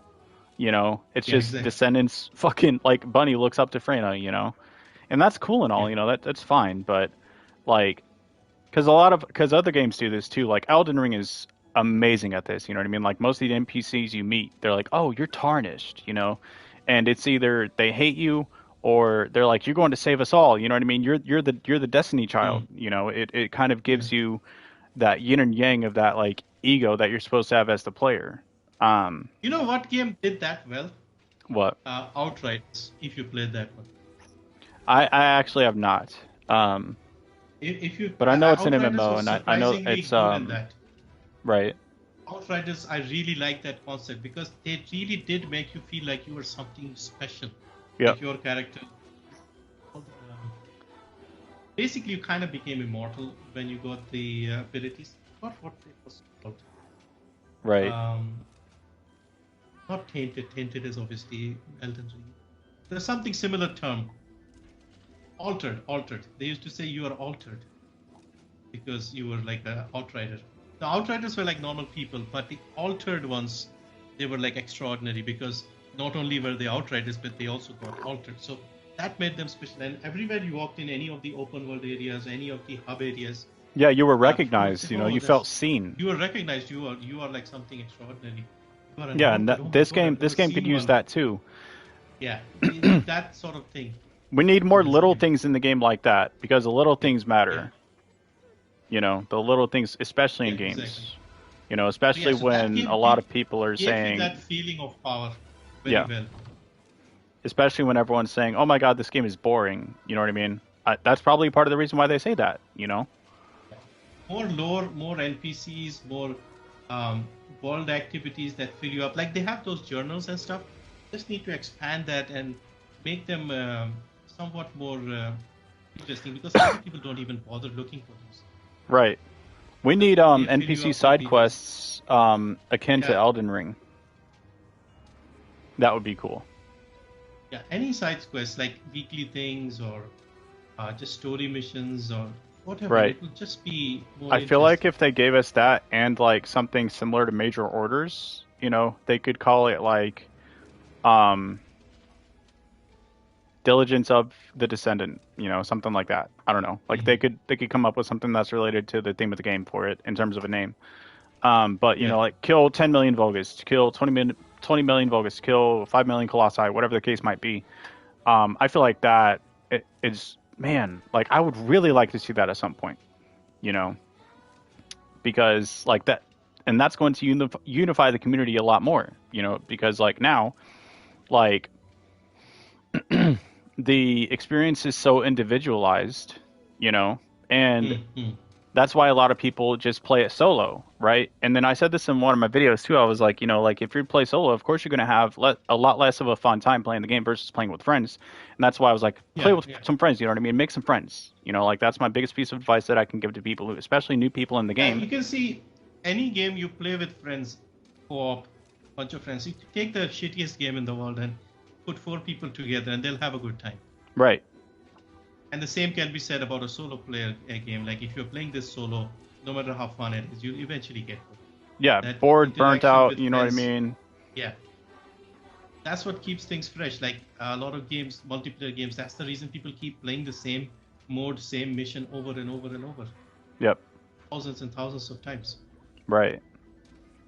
But I feel like, if Nexon incentivizes the co-op part of the game more, then obviously people will be more inclined to play with friends. They did at the start when the game launched, but yeah, it soon became clear that people were just not interested. All these Colossus, they were pretty good in terms of like the co-op side of things. You couldn't play the later ones solo, so people had to work together, and people just left, quit.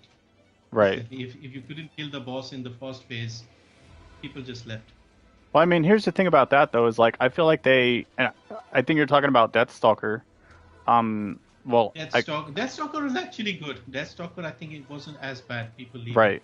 People did not like Molten Fortress, right. even though it was pretty straightforward mechanic over there. Right. People did not like Frost Walker, is it? Right. Walker. The mechanic wasn't great in the Frost Walker because you had to collect those orbs and everybody had to stay together and stuff. Yeah, I mean things like that. You know what I mean? I feel like the implementation of it was really the downfall of it versus that wasn't versus the idea. You know.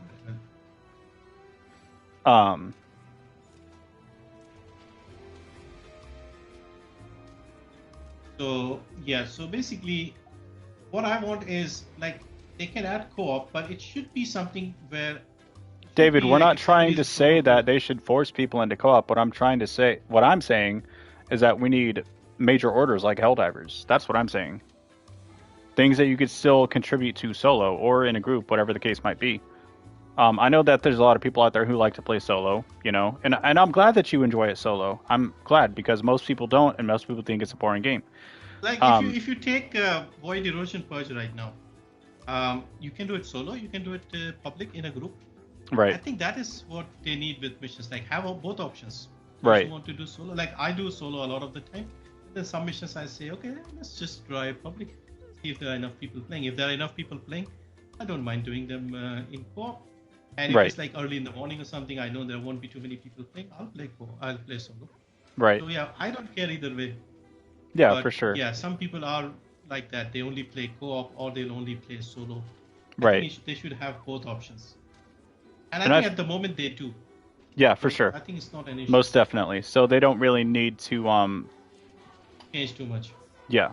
But what they do need to do is I feel like they should at least introduce incentive, right? Instead of like, and that's the difference between incentive and forcing somebody. Is incentive is okay. Here's a little bit more of a reason to, you know, I mean, Wall Crasher is co-op only.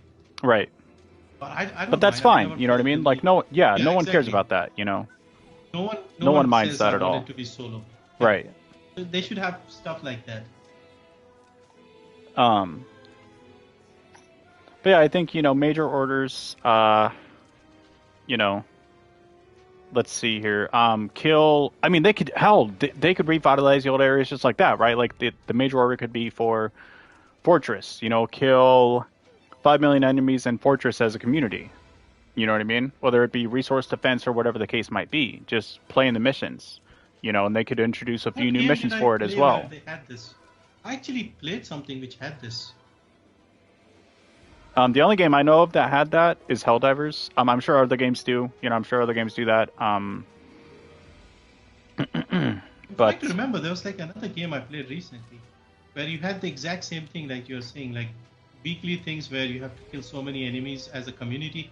Right. And if everybody did it, you got something like we have research time reduction in here. Right. I'm pretty sure there's something, but I don't remember what I played. Are you sure it wasn't Helldivers 2? No, I haven't played it. Was it a mobile game? Or a gacha game? No, I don't play mobile games.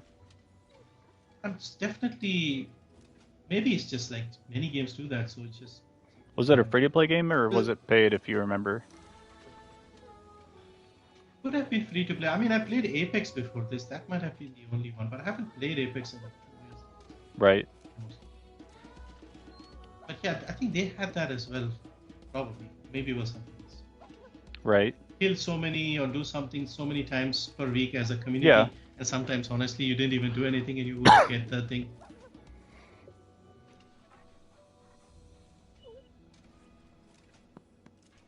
Right, but you can't see the progress on it, so it's not as tangible. We need something tangible that we can track the progress on. That's what I'm saying. And that's not doing anything for the community because, you know, because of the way it's implemented. It needs to be adjusted. It needs to be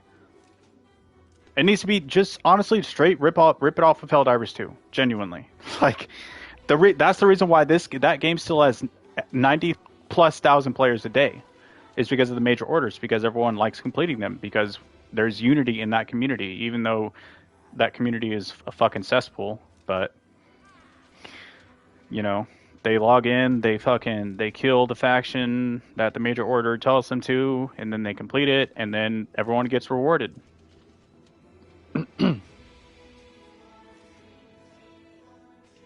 I'll be right back.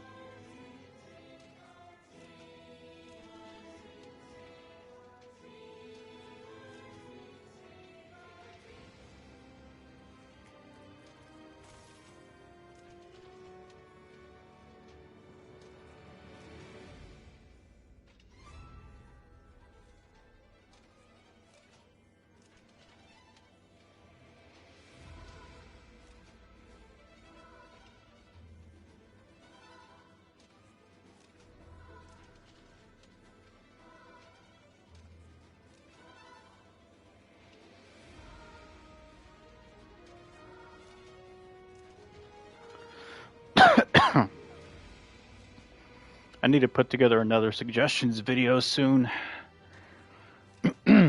Still waiting on them to overhaul the ETA shop though and fix the keyboard glitch on console. Okay.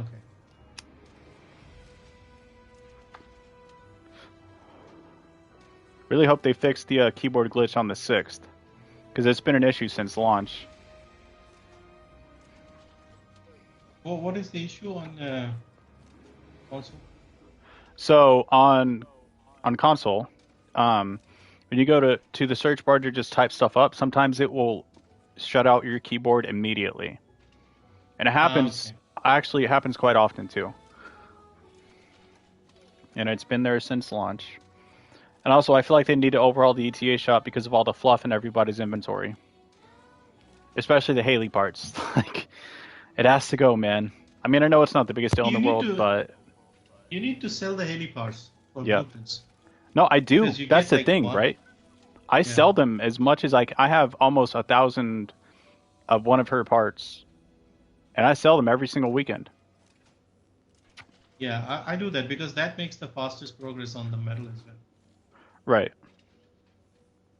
But they need to either decrease the amount of vouchers that you get per Haley parts or per part in general, or they need to increase the price of the things in the shop, or they just need to add more things in the shop in general to purchase.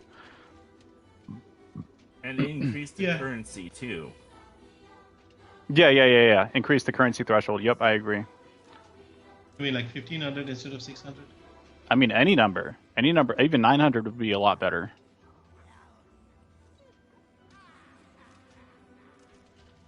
Yeah, I think it all comes down to like the number of people working on the game and how much they can put out regularly.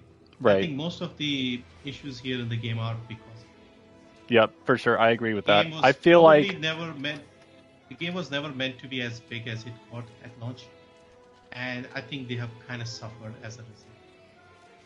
Because when I played the betas, if you had told me this game would get maybe 10K at best, I would have said, yeah, that seems reasonable.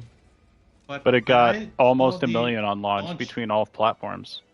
Yeah, it had 264,000 on Steam. Yep. And that blew my mind because I thought, what the hell happened? Like, I played all the betas, I think 3 betas or something before the launch. Right. And even in the final beta, I felt like, they're launching it a bit too early. I don't know if they have enough to launch with right now. That was my honest opinion at the launch, just before launch. I think they had like a month before launch, they had another beta or a short one. I Right. thought, yeah, it's just not enough to like release it now. Maybe another year of cooking might be better. And it had 264,000 people playing, everybody jumping up and down in the bunny here. And I thought, what the hell?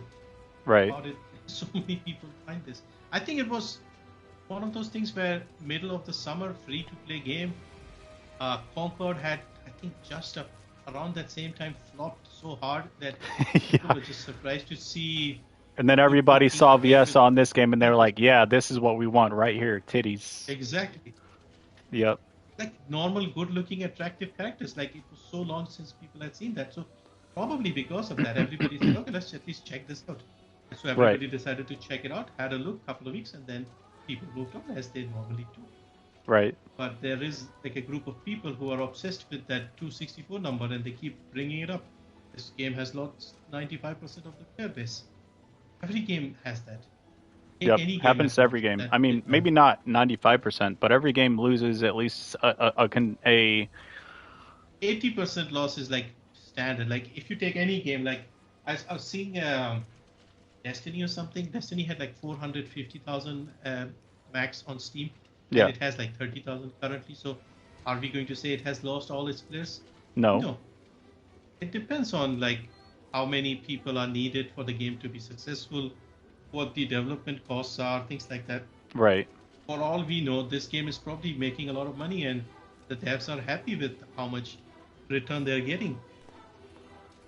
Maybe they only have a very few people working, so they don't care about the numbers Yeah. that much.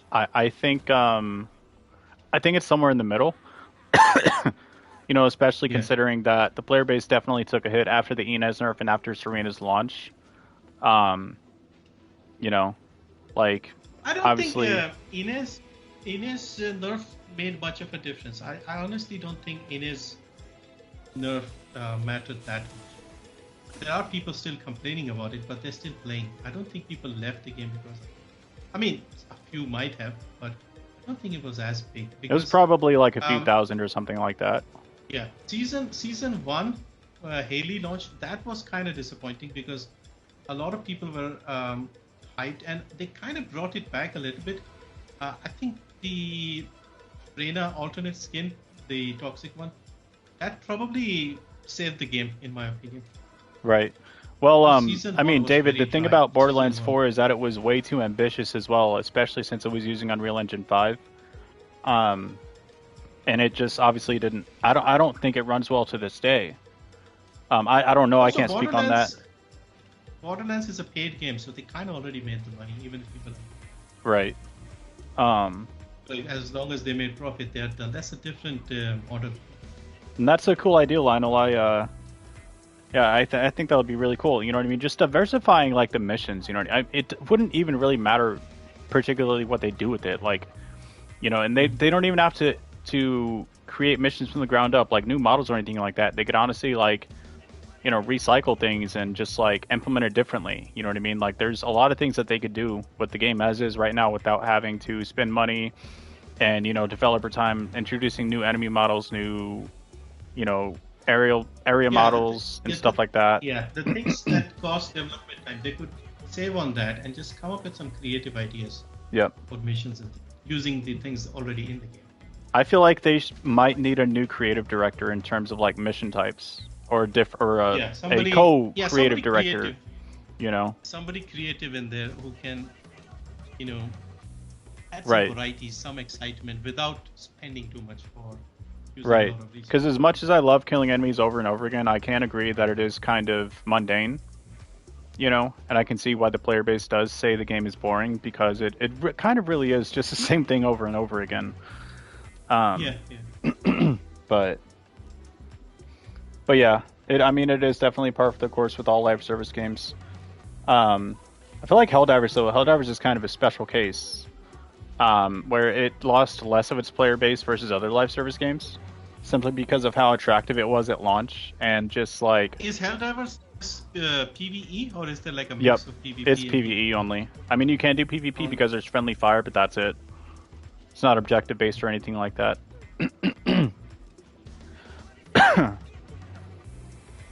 But because you see, PvP games, they kind of have it easy in terms of that, because they don't have to come up with creative ideas. Right. It's just go and shoot the other team. And then over and over. You know, balancing weaponry and stuff like that. Yeah, it gets interesting because there are always new people in there, and yes, unpredictable things happening. So they don't have to worry about that. But PvE games, they kind of need fresh modes and things to keep it right. going. And that's why I say people have played 3,000 hours of this game in a little over a year. So that is amazing. That's a lot. Yeah. Yeah, because games like this, they don't have that much variety. So having done 3K hours in a simple PvE game, that is surprising. So I've never put so many hours so quickly in a game. Right.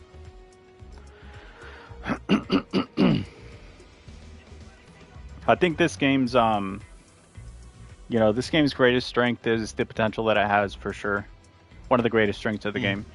And I mean, here's the thing, right? Like, we're not dead in the water, but I would say that right now we're kind of at the bottom in terms of not the player base count or anything like that, but in terms of like, obviously right now almost none of the community is really truly happy with the game, you know.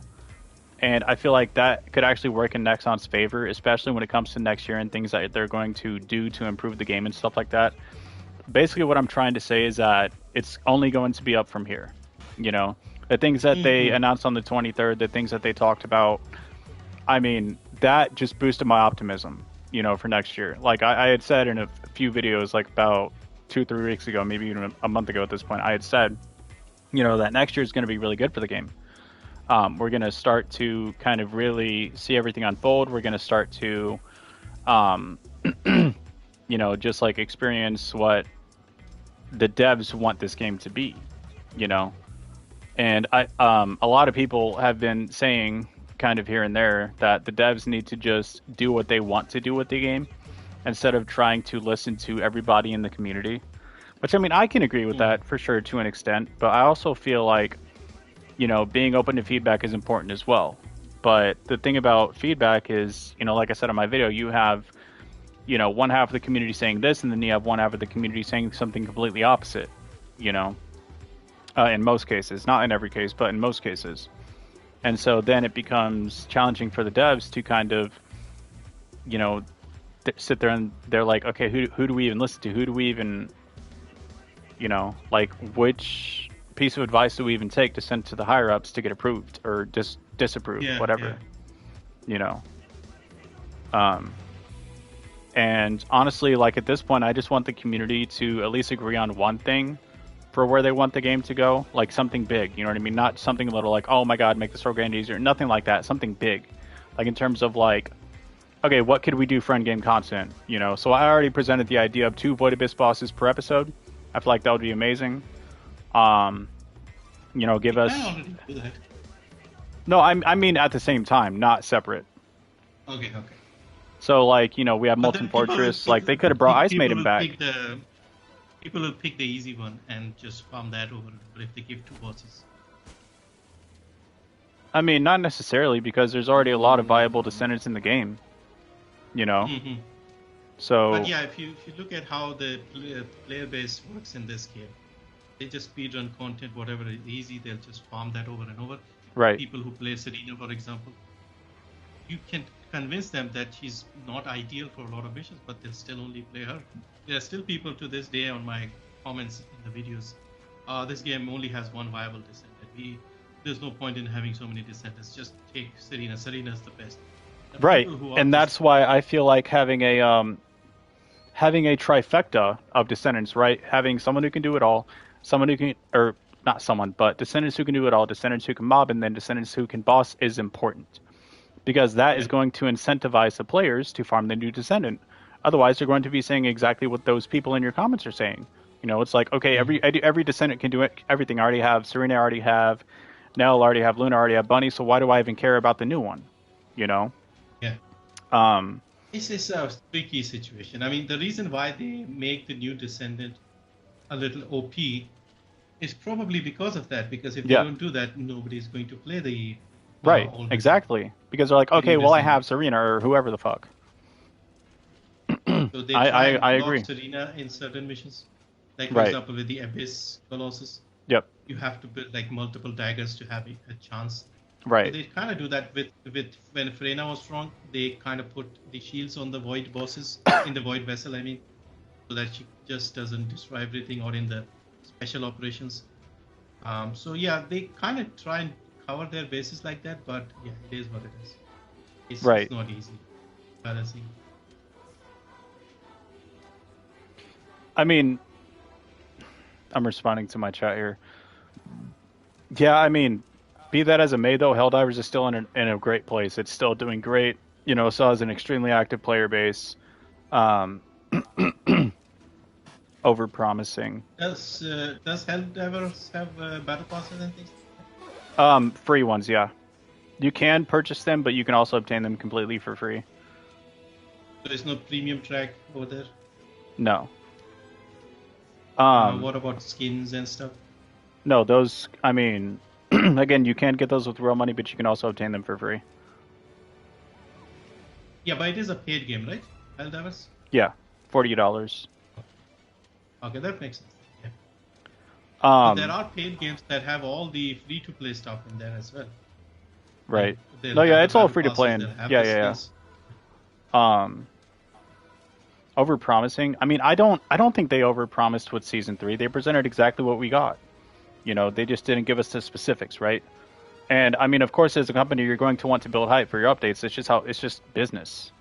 You know, but I mean, I don't feel like I was let down in terms of like what I expected from season 3. You know, because I mean, I don't just knew think that we were they- going to get. Yeah, I don't think they overhype season 3. Like, they don't do that. In fact, I think they don't give us a lot of information. They tend to hold back a lot of it. Right, and because they want us to experience to kind of discover it for ourselves, which I Yeah. respect. You know, The hyping is done by the community, to be honest. right? Yeah, for sure. They did say we'll have a big open world map and all of that, and we'll have bikes and stuff. Right, But yeah, people have to be realistic. but they didn't with their lie or falsely expectations. advertise or mislead Yeah. anybody. Yeah. You know. So I think it's the community who needs to tamper their expectations more than it's on Nexon for. You know, because it's not Nexon's fault necessarily, right? All they do is showcase, you know, a little bit of the gameplay. They let us play the demo, you know, and all that stuff. Even with the season 3, they did not showcase any single gameplay all the way until like a month before release. Like with the demo thing, we did not even know what Nell would look like in missions. I think Right. in the anniversary stream in July, that is Yeah. the first time they showed a little bit of the gameplay. Right, And even when they had demo of Nell, they did not have the Transcendent mod. So, and they only showed that first creator mission and the Wall Crusher. So right, they try to not do that. Like when the game launched, before the game launched, they used to only have 2 maps or 3 maps in there, like Kingston, Agna Desert, or Sterile Land. I think 1 or 2 maps. right, Then when the full game came out, we had like 8 or 9 areas. right, So they tend to not communicate that a right. lot of the time. So I don't know where this hype thing is coming from, because I don't think they hype it. Yeah, they definitely And don't. also, You know, they're a lot not. of They're things not. like, I mean, don't confuse them with Activision, who's like, oh my god, this is the best COD ever. You know, this is going to be the best update ever. I played Apex Legends, and they used to hype it all the time. They used to say, Season 9 is going to be a game changer. Season 8 is just going to change everything. Season 10, we are working so hard on Season 10, stuff like that. I don't see Right. that happening here. For sure. They never make that sort of claims. At least I haven't noticed that. Right. Yeah, I mean, they're just like, hey, you know, we're adding a new area, we're adding this, we're adding that, and then there you go. You know what I mean? And they showcase a Another little thing bit. I've noticed a lot of people say is that they spend too much time talking about the skins, and I don't think so. No, not at all. I don't mean, know that's where their people main can- like, money if you- maker, right? That's that's their Yeah, main source of income. Even then, when you see the live stream, the skins are at the end. They talk about the skins for like 5 minutes, 10 minutes at the end. All the like hour or so of the stream, most of it is just talking about whatever is coming up, the content, the improvements, the bug fixes. If you Right. watch any live stream, you'll notice they put the table of contents, and the skin is usually at the end. So I just don't understand sometimes the complaints from the community. Right. And like, I don't know. I mean, people just want to bitch. They just want to complain. That's all there is to it. You know, it's just, I don't know. Some people are just like that. It is a little strange to me. Yeah, it is. And I mean, but these are the same exact people like, oh my god, there's too many skins being added. You know, like they need to stop adding skins. And the funny thing is like, you know, what do you call this here? Let me think. I mean, like these are the same people who, you know, they may not necessarily understand that you know, it's a separate team from the team who provides, you know, the gameplay updates and stuff like that. Yeah. And you know, it's kind of just an echo chamber of, oh my god, there's too many skins, not enough content, which isn't untrue. I mean, I don't think there's too many skins, but I do kind of agree that there's not enough content. I think You know. I think what happens is people want content and they want like skins to come alongside content, something like that. So that's why Right. they get the impression that there isn't enough. There's too much focus on skins. So, for example, if they had a little bit of content every 2 weeks or something, and then they added skins alongside that, Right. they wouldn't complain as much. I feel like what they see is, oh, new update. Oh, they've only added skins this time. So Right. that's why they feel like, oh, they're only adding skins and not content. So I think they should look into this. Like if they focus on adding content and then add the skins alongside that. Like if you see the start of season 3 Axiom Plains, they launched the Nier skins, they launched the racing suit skin. I think nobody complained about those skins. Oh yeah, definitely not. I feel So like if the they Halloween skins would have been better received if it was just one universal skin for right Yeah. now, Yeah. and Yeah, then on the 6th they add a bundle. You know what I mean, with the next Void I Vessel think or what they whatever. should do is they should add more skins at the start of a season, of an episode, so that when you have a lot of content, people will be checking it out, and they wouldn't mind seeing like 10 new skins or something. Right. Like they'll have the Bayonetta collab, they'll probably have a few more skins. I think that makes sense. But when you have like month 3 of season whatever, and you only see skins being added, that's why people complain about no content Right. and only skins. Emmanuel, I if you look feel at it like from with the swords there should be a lock-on ability for the L2 on, or yeah, the dash ability on the Shadow. I feel like there should be a lock-on ability associated with that.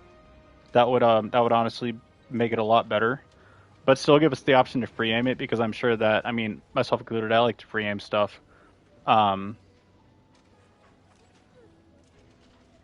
Yeah, I mean, yeah, that's exactly what we're saying. But continue.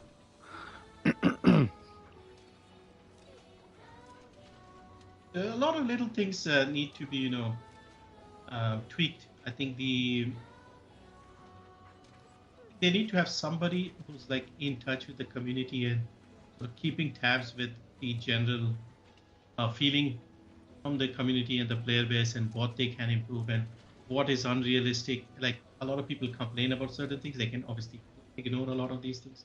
Right. But certain things, when people are complaining, there is a point behind. They may not be expressing themselves properly, but there is something there, and it makes sense. So, for example, with the skins, like we were saying, if they have a lot of new content being launched and they put like 10 skins, I think people will not object to it. But when there's an update, no content, only skins, people feel like they're only working on skins. Right. Yeah, they kind of need to do something. Like even if they add some smaller missions. Right. That's, Yeah, I mean, there's plenty of things they could do. You know what I mean? And they're never going to please everybody, and I feel like they should stop trying Yeah. to. Now, that's not to say I that. kind of think I think they kind of stopped doing that. What we are seeing in season 3 is basically when the game launched, a lot of people had, like, people wanted melee weapons, people wanted open world map, people wanted Nell as a descendant, people wanted companions like the dog. So all these things, these were, I think, leftover stuff from like the launch that they're trying to implement. But by the time they implemented it, a lot of people have moved on, I think. Right. So I think that is what has happened.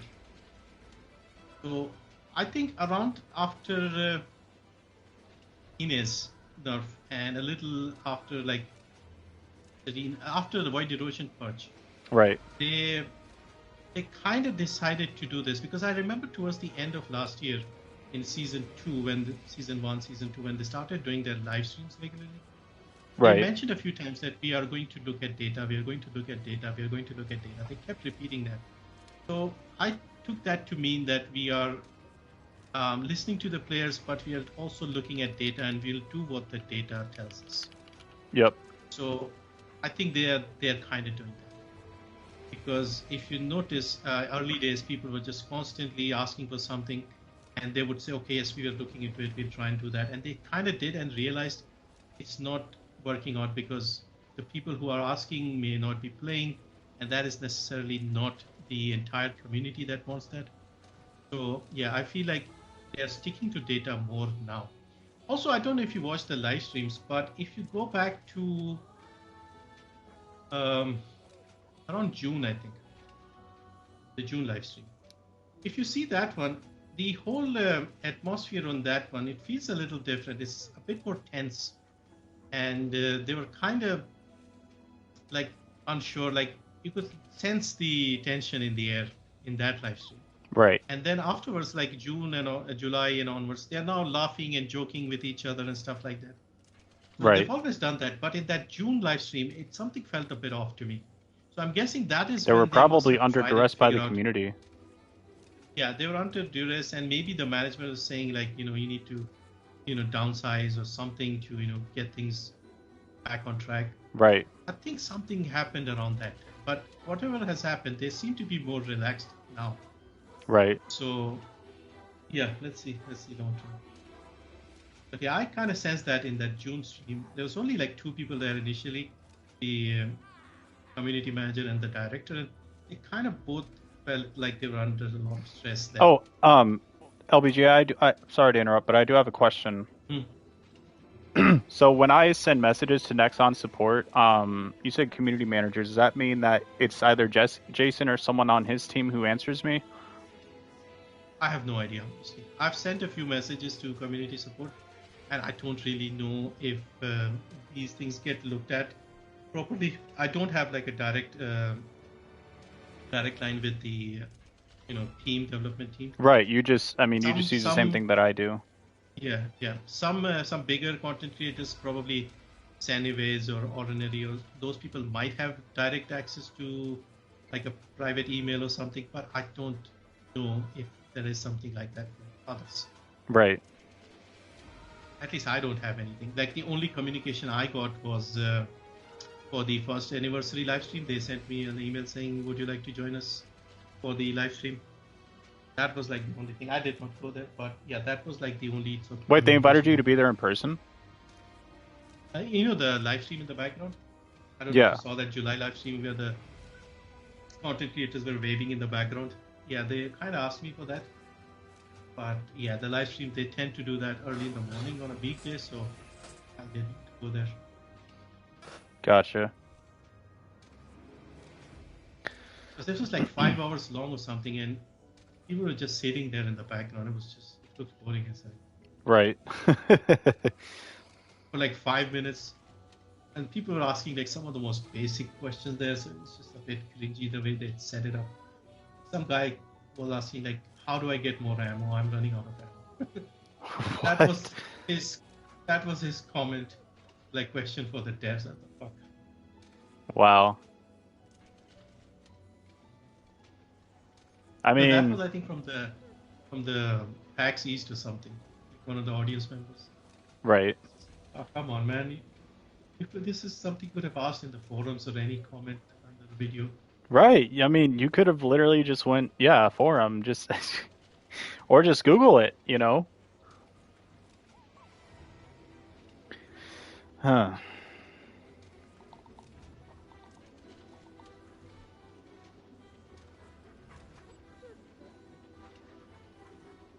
But yeah, next week we are getting a new season, so at least for until the end of the year, we'll have plenty to do. Obviously, there'll be Christmas events and things like that. So I don't think anything is happening. January will be very interesting to see what they have planned and how they're going to approach season 4. Will they get Daya in, and if they're going to add more content to the Axian planes, and how they're going to change things up.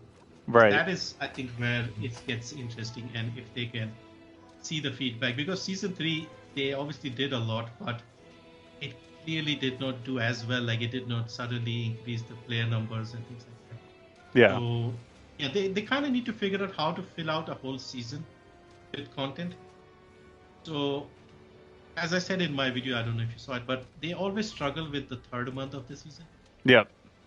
And so they have content for the first 2 months. First month is really good. Second month it kind of slows down, and third month there's just one bit of content and nothing to do. Right. So that's when people just fall off. Yep. Yeah, I mean,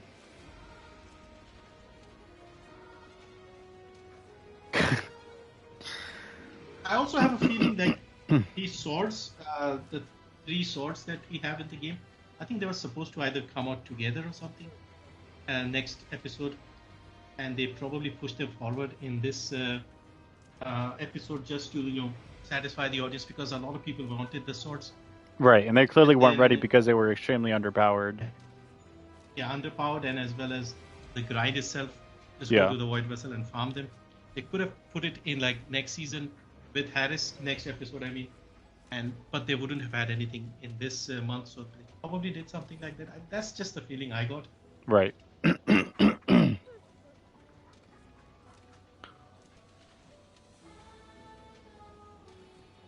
Also, even with the bikes, I think they need to utilize all 3 bikes, because at the moment they have a race and you need the fastest bike to complete the race. So they need to have like missions where the other 2 are also viable, like at least the middle bike. Yeah, the Orca. Missions that just suit that one, the Orca, yeah. So yeah, there is a lot they can do, but again, I feel like there's just not enough people there who are, trying to come up with ideas and who can implement everything in time. Because Right. obviously, to me, at least it seems like there's a very small team developing this game, and they just can't keep up with the demands. Yep. Because again, when I played Apex Legends, it was almost exactly the same situation. Yep. What they did was they had made Titanfall 2. That game had done well, and they used assets from there, and they said, okay, let's make a BR out of this, and it just took off. And they had like 10 million people in like the first week or so, and they just couldn't keep up. Their servers couldn't keep up. The maps were like buggy constantly, and they kind of suffered with that for a long time, and probably still do. Stopped playing a while ago, but yeah, that was like the biggest issue. Like their team was too small to handle that. Yeah. And I feel like, I mean, I feel like the same can be said with this game, for sure. Yeah, exactly the same. Because because like I said earlier, when I played the betas, I thought maybe 10k people might play this game, and several reasons for that. Because I thought, okay, it's a Korean style game, it's usually not popular in the West. Some people might check it out. Some people who are used to like grindy games, they might play it. But realistically, if you had, if I was a betting man, I would have said, no way, this is going to get more than 10k players at launch. Right. And got 260,000 on Steam alone. So, Yeah. yeah, they couldn't handle it. They did not have enough content laid out to satisfy them. And if it wasn't that grindy, people would have dropped it even faster. Right. Because I think the main appeal of this game, especially for a new person, is unlocking all the Descendants and the guns. That is like the main thing. Yeah. And that is also why the veteran players are struggling, because they have unlocked all the 20 Descendants. What are they going to do? They get Right. one Descendant, they farm that in 4 hours, or they buy that Descendant instantly. The content creators tend to do that. So I've never done that. I try to farm them, because if I buy them as well, then there's nothing left. I'm just cutting down the content of the game Yep. already. There's nothing to do. Huh. And I'm guilty of that. For a while, I just bought Descendants just because I was bored. Mm-hmm. I mean, if you don't mind, if you have other things that you want to do, is fine. But I think that is part of the content, like grinding the Descendants. And normal Descendants are not that difficult, to be honest. Like when Ines came out, I think I got all her parts done in like 4 hours. And Right. I think they had just introduced the targeting system, so I wasn't even sure how that worked properly. So even then, it wasn't that difficult. Yeah.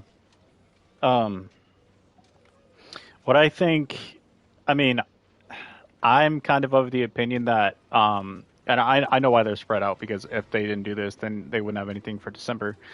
But I kind of feel like they should have released Ultimate Eugen and Harris together on the 6th instead of separating them. Mm-hmm. And then they could have like given us the 3rd sword, and then a new ultimate weapon for December or something like that. That way we have still some more stuff in December.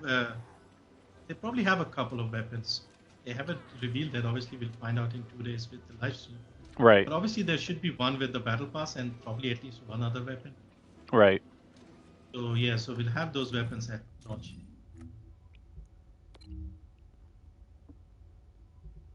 For me, a lot of the times with these live service games, it's just down to the main battle pass. Yeah. Like how long it takes to complete the battle pass. I don't want it to be too grindy, but also not too easy. Yeah. I think And this game I'll be strikes a happy. pretty decent balance with it. Yeah. Especially if you don't like hyper focus the challenges, if you just play the game and just kind of let it complete itself, you know, Yeah. it's going to be a lot better. It doesn't take too long. Right. Because I don't really focus. Almost never focus on battle pass missions. Sometimes I do, like especially if I'm like one level away or whatever, you know, or like 2 or 3 levels away, then I will. But yeah, I think the battle pass at this point is like in a good spot. Yeah. And I don't think they'll do anything like the sword pass again, because that one just did not work out. Yeah. So I don't think that's ever coming back. And also, I don't think they'll be adding swords constantly. Oh yeah. After these 3 no swords, way. I don't expect more swords to come. Not for a while. Yeah. Maybe next Maybe year they for might have 4 anniversary, just to cover. you know, they could maybe they could give out a new have sword 4 for free. To cover all the cover all the elements. Yeah. But apart from that, I don't see much need for more swords. Right. And for weapon types, I don't know what else. I mean, they've got all the guns covered. We have the launchers, we have the snipers. Shotguns could, you know, use an improvement, but Oh yeah, we for have sure. handguns, hand cannons, assault rifles, SMGs, tactical rifles. We kind of have all the guns covered. Right.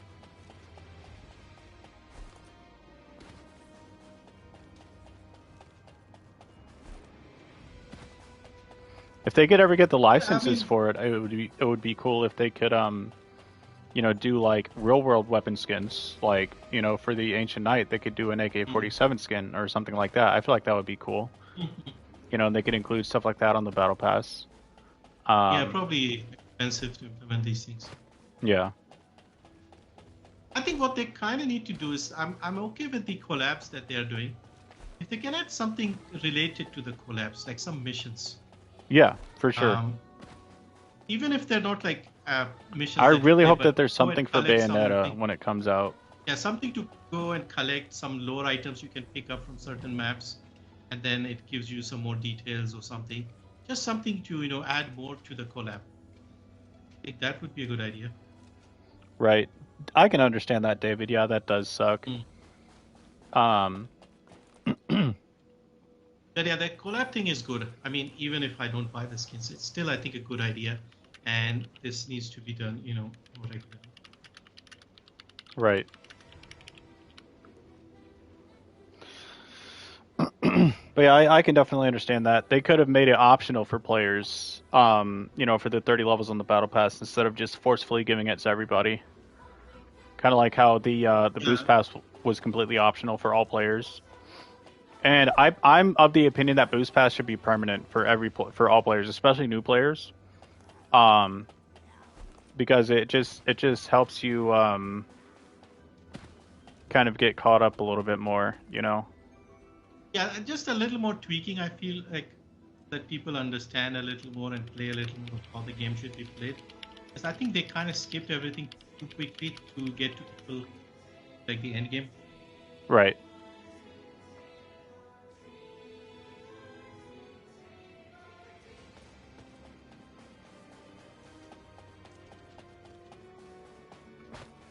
Because I think the boost path is really, really good, and I think it's good overall for the game. Basically, they just need to focus on the new player experience, like as much as possible. Like, sure, something for the veteran players would be nice too, but I wouldn't mind if they focused.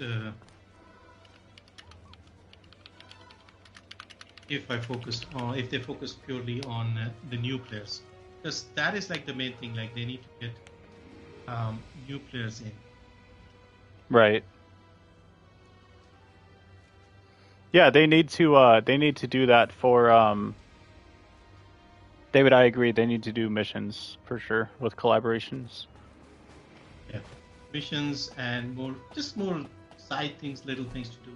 Right. Even like, I mean, they could obviously- even do like they could give us special cutscenes, you know. Yeah. I think more cutscenes would be nice. Yeah. Oh, yeah, Just to because this give game's more cutscenes details. are really good.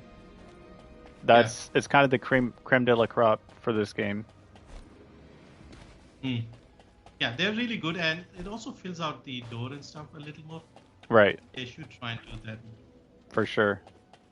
They need to introduce more journals and like little pieces of discoverable dialogue and stuff like that, because that's kind of something that Soulsborne games do, and you know, obviously the Soulsborne community loves the way that they fill out the lore and stuff like that.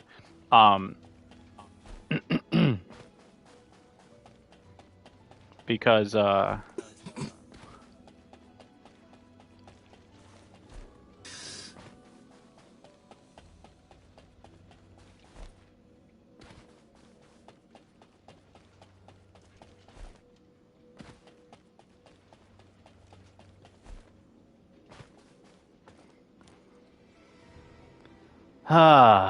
maturity levels of this community never cease to amaze me.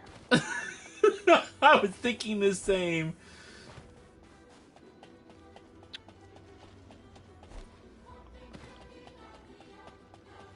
Even more sort of voice, audio files with some lore, like in the Descendants voices or something. Yeah.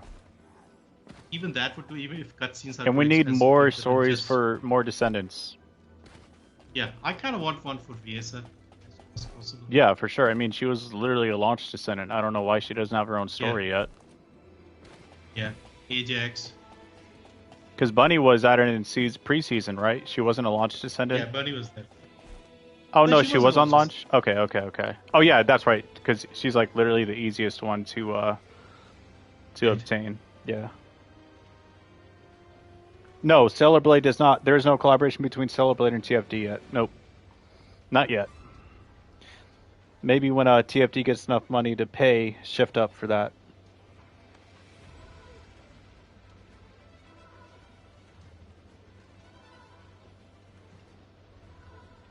Overdue, but they can't afford it. Right, so. Yeah, alright. I think I need to head out now. All right, brother. Well, I appreciate you being here and chatting with me about the game. It's always a pleasure, my friend. Nice chatting. Yeah, same. And let me know when you want to do that video. Just drop a comment or whatever, or actually chat me on Discord, whatever.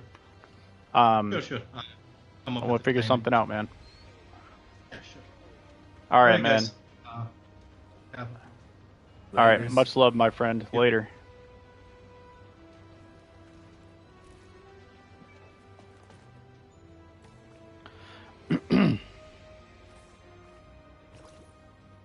But yeah, I agree. Stellar Blade would be really good for TFD for a collaboration, especially a Raven skin, because a lot of people like Raven.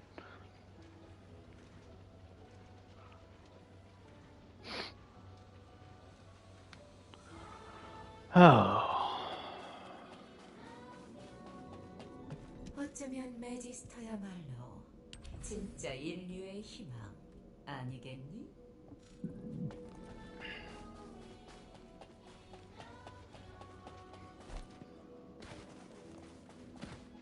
Emmanuel, here, if you want to add me, you can go ahead. I've seen you in my streams a few times, so I'll give you my my username to add. That way we can play together.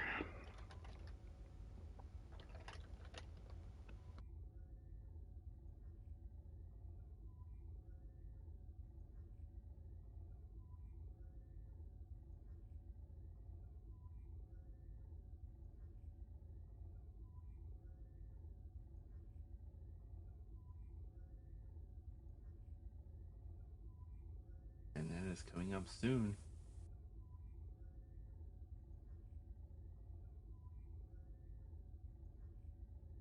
Less than 2 weeks.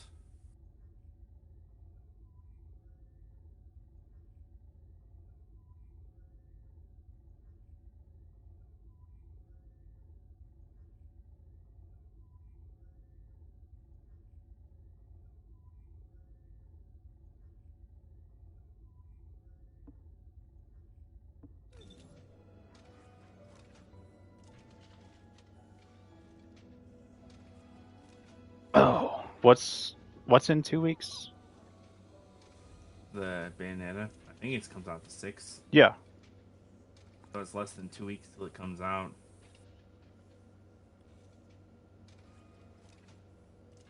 That is the 31st. I mean, David, like I said, man, they probably just can't afford it. Stellar Blade's a much bigger game than TFD is.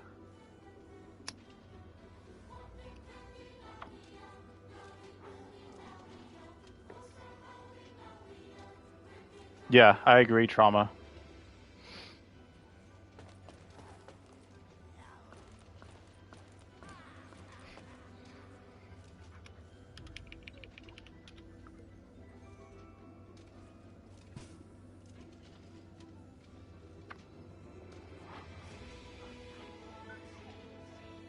This is the intermission period.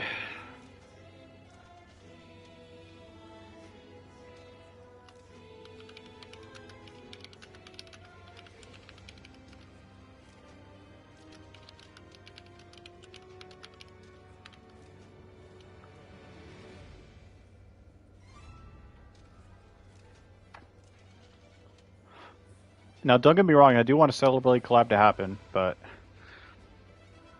I don't really mind how long it takes for them to do it. They could just match it with, Stellar Blade 2 when that comes out, if anything. That would be honestly way better than just doing it randomly. So it'd be a huge spike in the player base. Or actually, they could do it like a week before Stellar Blade comes out. That way they don't get overshadowed by the release.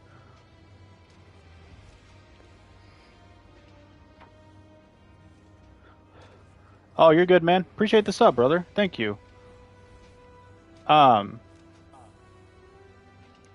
but Stellar Blade sold insanely well, and it's much more recent than Nier Automata and Bayonetta. Maybe not Nier Automata, but definitely more recent than Bayonetta. I know Bayonetta is like the 360 era and stuff like that.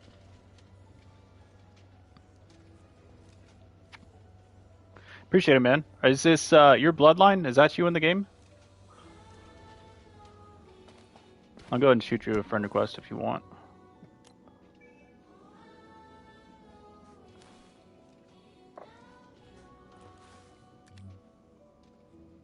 Oh, there it is.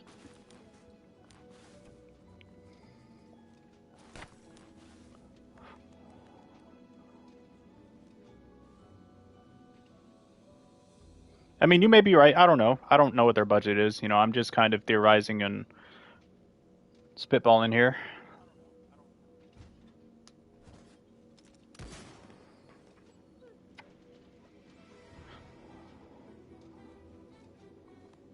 Might just be more of a timing thing.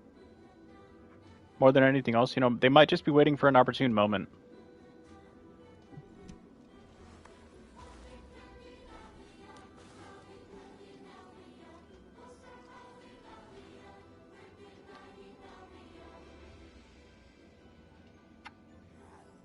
That's what I think it is. If it's not money related, it's definitely just a timing thing.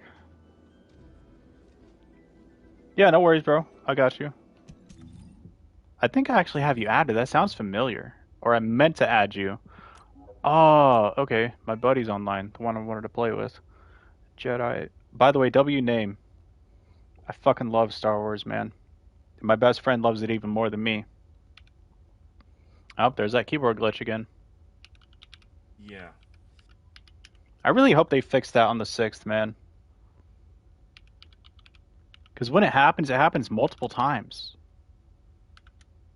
At least to me, I don't know about... Dude, what the fuck?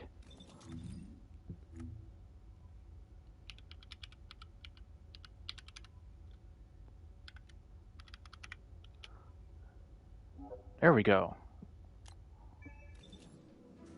Oh, I've already added you. I knew it sounded familiar. So you just got to get on and accept.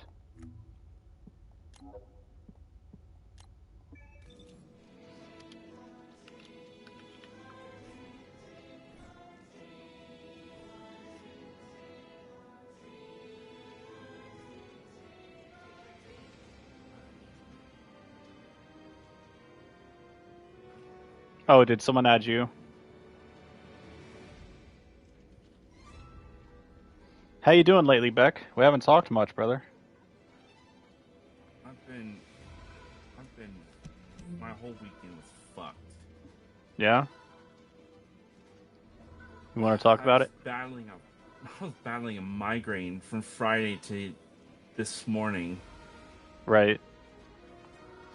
So I was just, that's why you see me hop on and hop off. And it's just like, I would get my shit done and try to get it done As in a quick as timely manner possible. and just get it off. Yeah. Right. Trying to go to sleep. Right. You feeling better now? Oh yeah. I finally got my neck to crack, so it released all the tension. So it's just like, oh, I don't have this fucking headache anymore. I need to build a setup for Haley.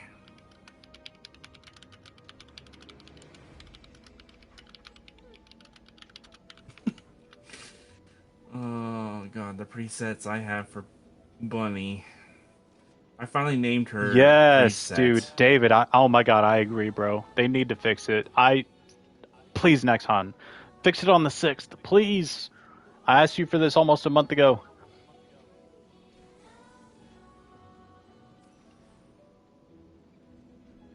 And most of the player base is on console too, so.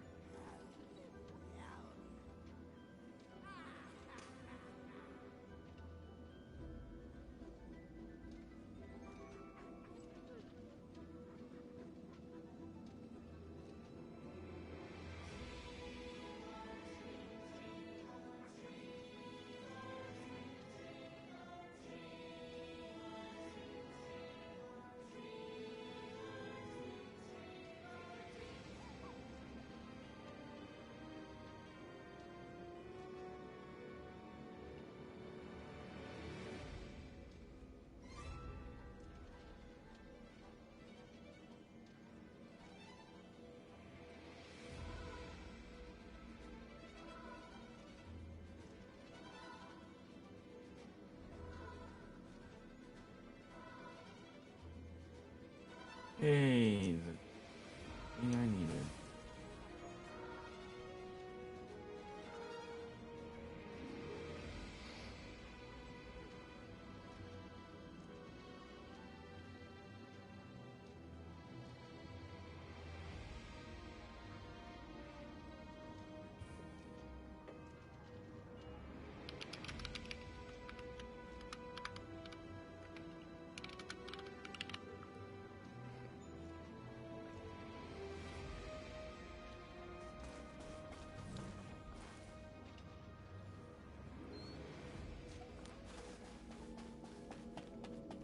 새로운 연구라면 나도 환영이지.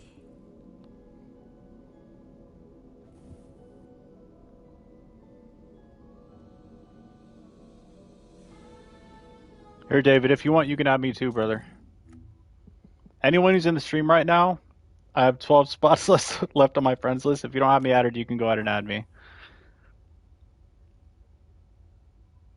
I will delete inactives though, so if you're off the game for more than 30 days,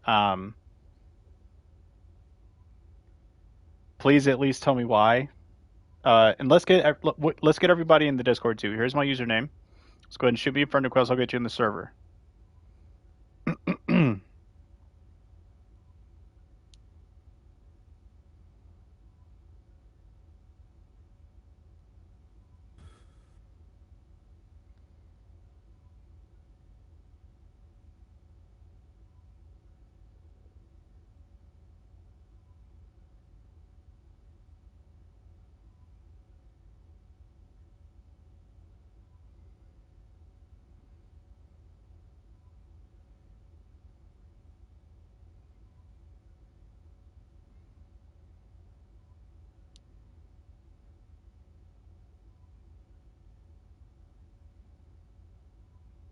What's up, Nemo?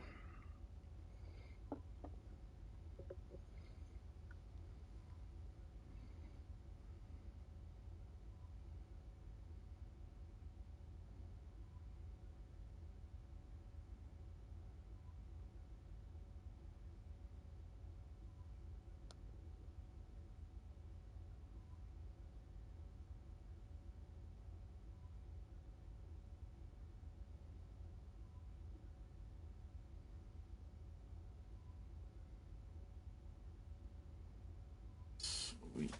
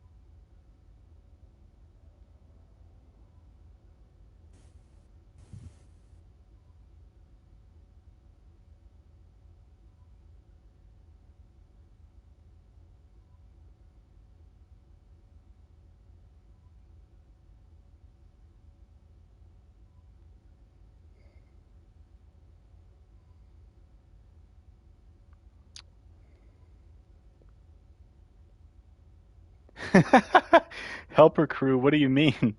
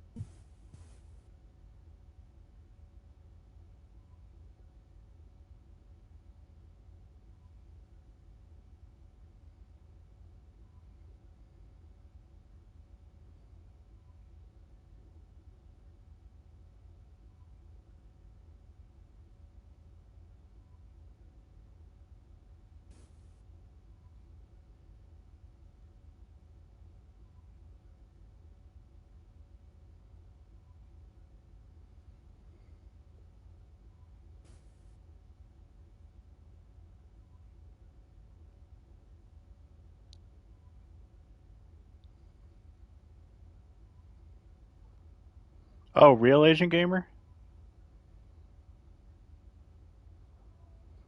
Or Asian robot, I should say.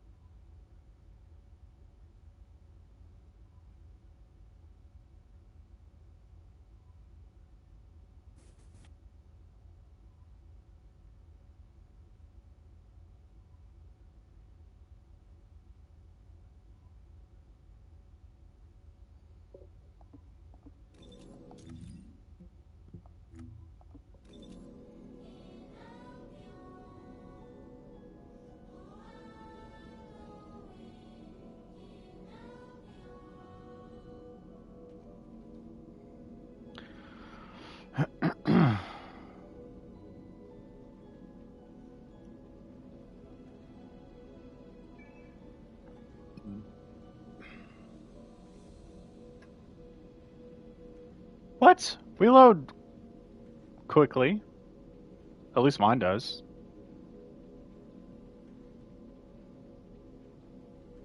It's definitely not that bad. Oh, you're good.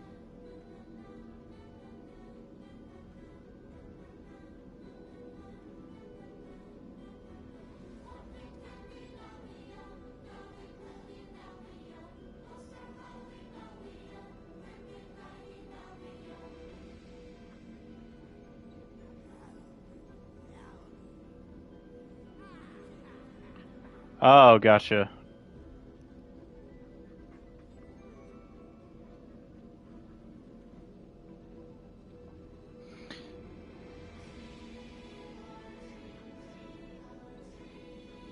Yeah, me too, bro.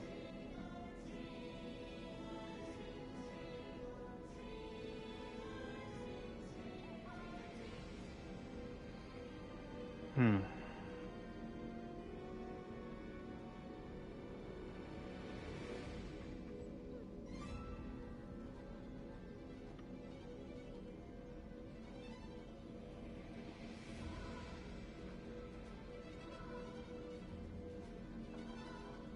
It's not on console.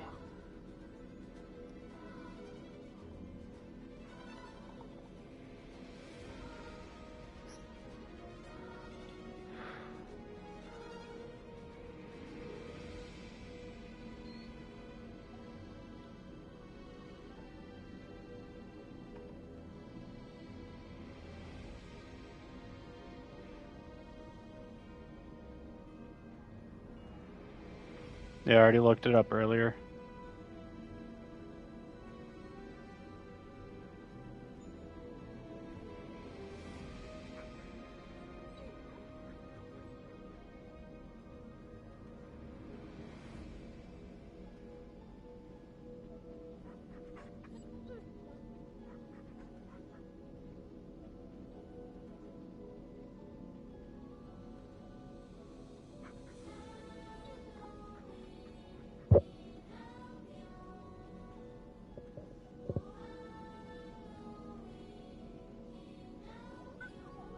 I mean, I could play it on my phone, but...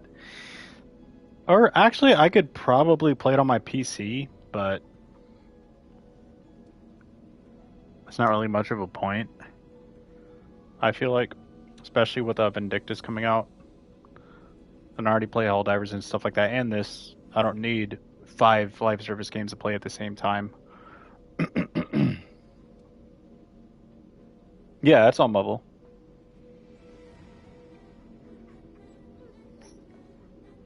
So my PC probably wouldn't have any issue running it, but...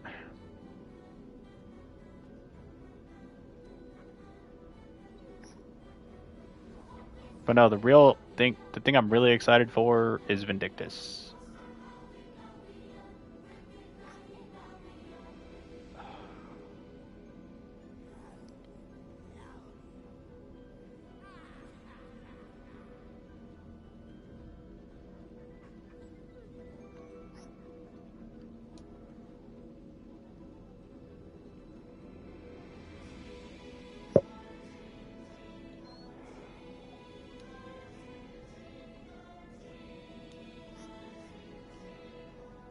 If Do It Night Abyss comes to console, I'll definitely give it a shot. That way I can actually stream it and make videos and stuff like that.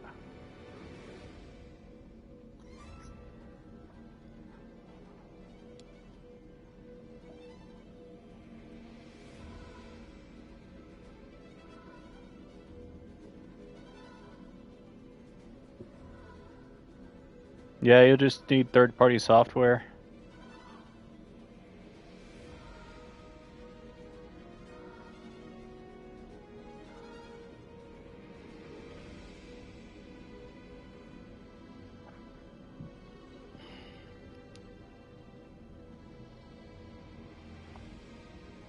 Yeah, let's go, controller gang.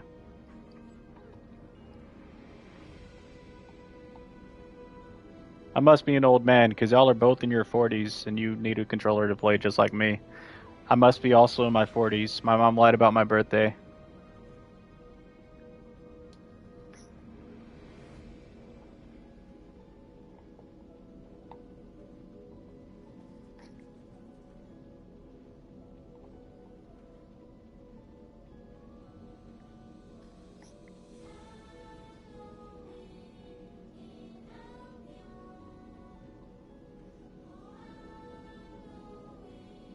Yeah, I agree.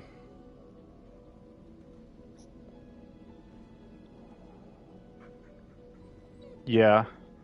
You gotta have a really ergonomic setup for it to work and to be comfortable.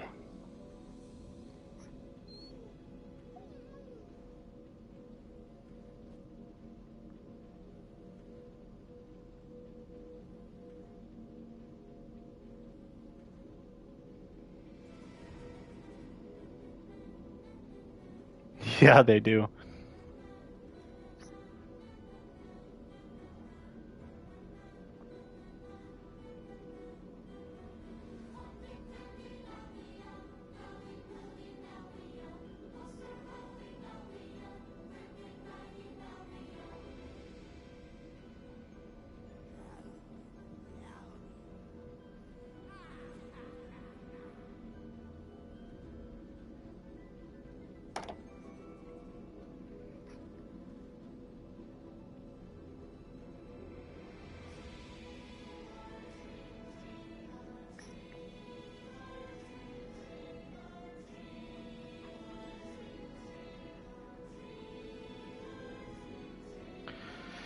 Oh.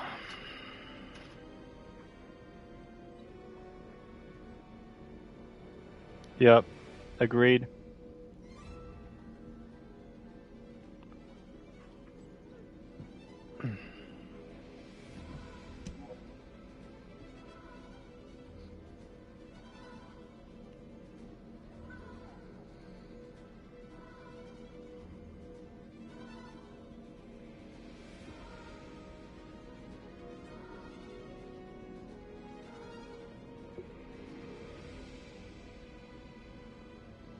I'm so happy with how today's turned out, though.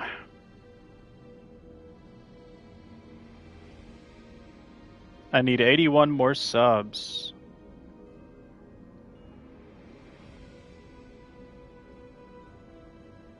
Damn, that's fucking ass.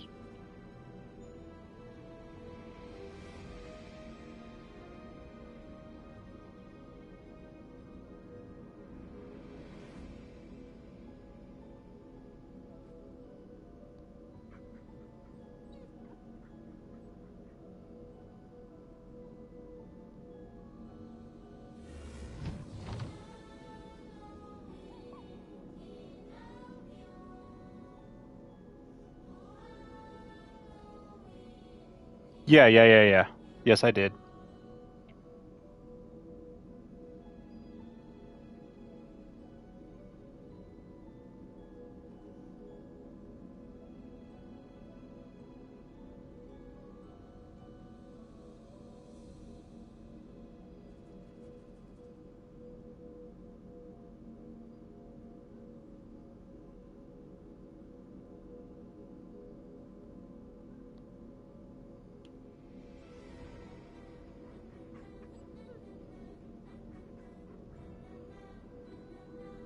Right. Hey, there's nothing wrong with that, bro. Play the game whatever difficulty you want, you know what I'm saying?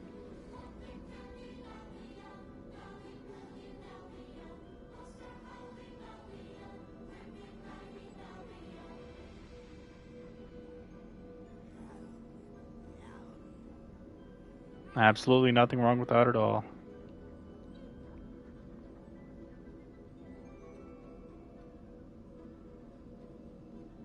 Asterisk low budget gaming.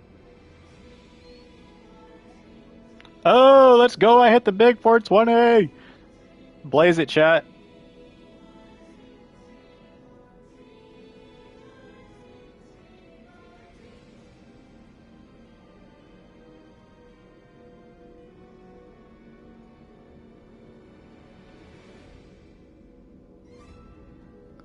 Oh, damn. What's up, Incomplete? Nice to see you again.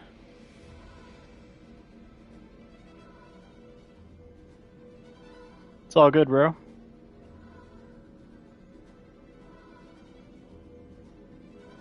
I don't really like asking for subs. I feel like it's pretentious.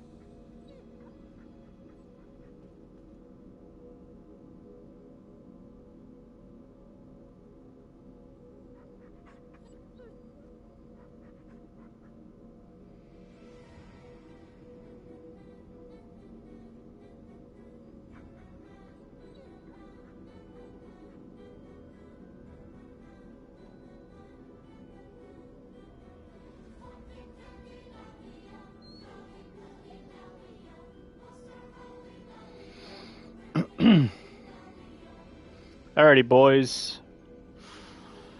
About to get off of here for the night, though. I'll have a longer stream tomorrow night for everybody, for sure. I just want to relax. It's kind of hot, honestly, and the PS5 creates a lot of heat. So, yeah. If you're watching this live stream right now, thank you so much. I genuinely appreciate you. And if you're watching the playback, thank you so much.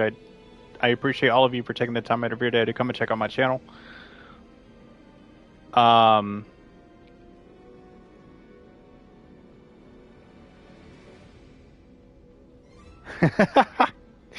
Right. But yeah, I appreciate you all for taking the time out of your day to come and check out my channel. Thank you so much for watching, and I will see you in the next one.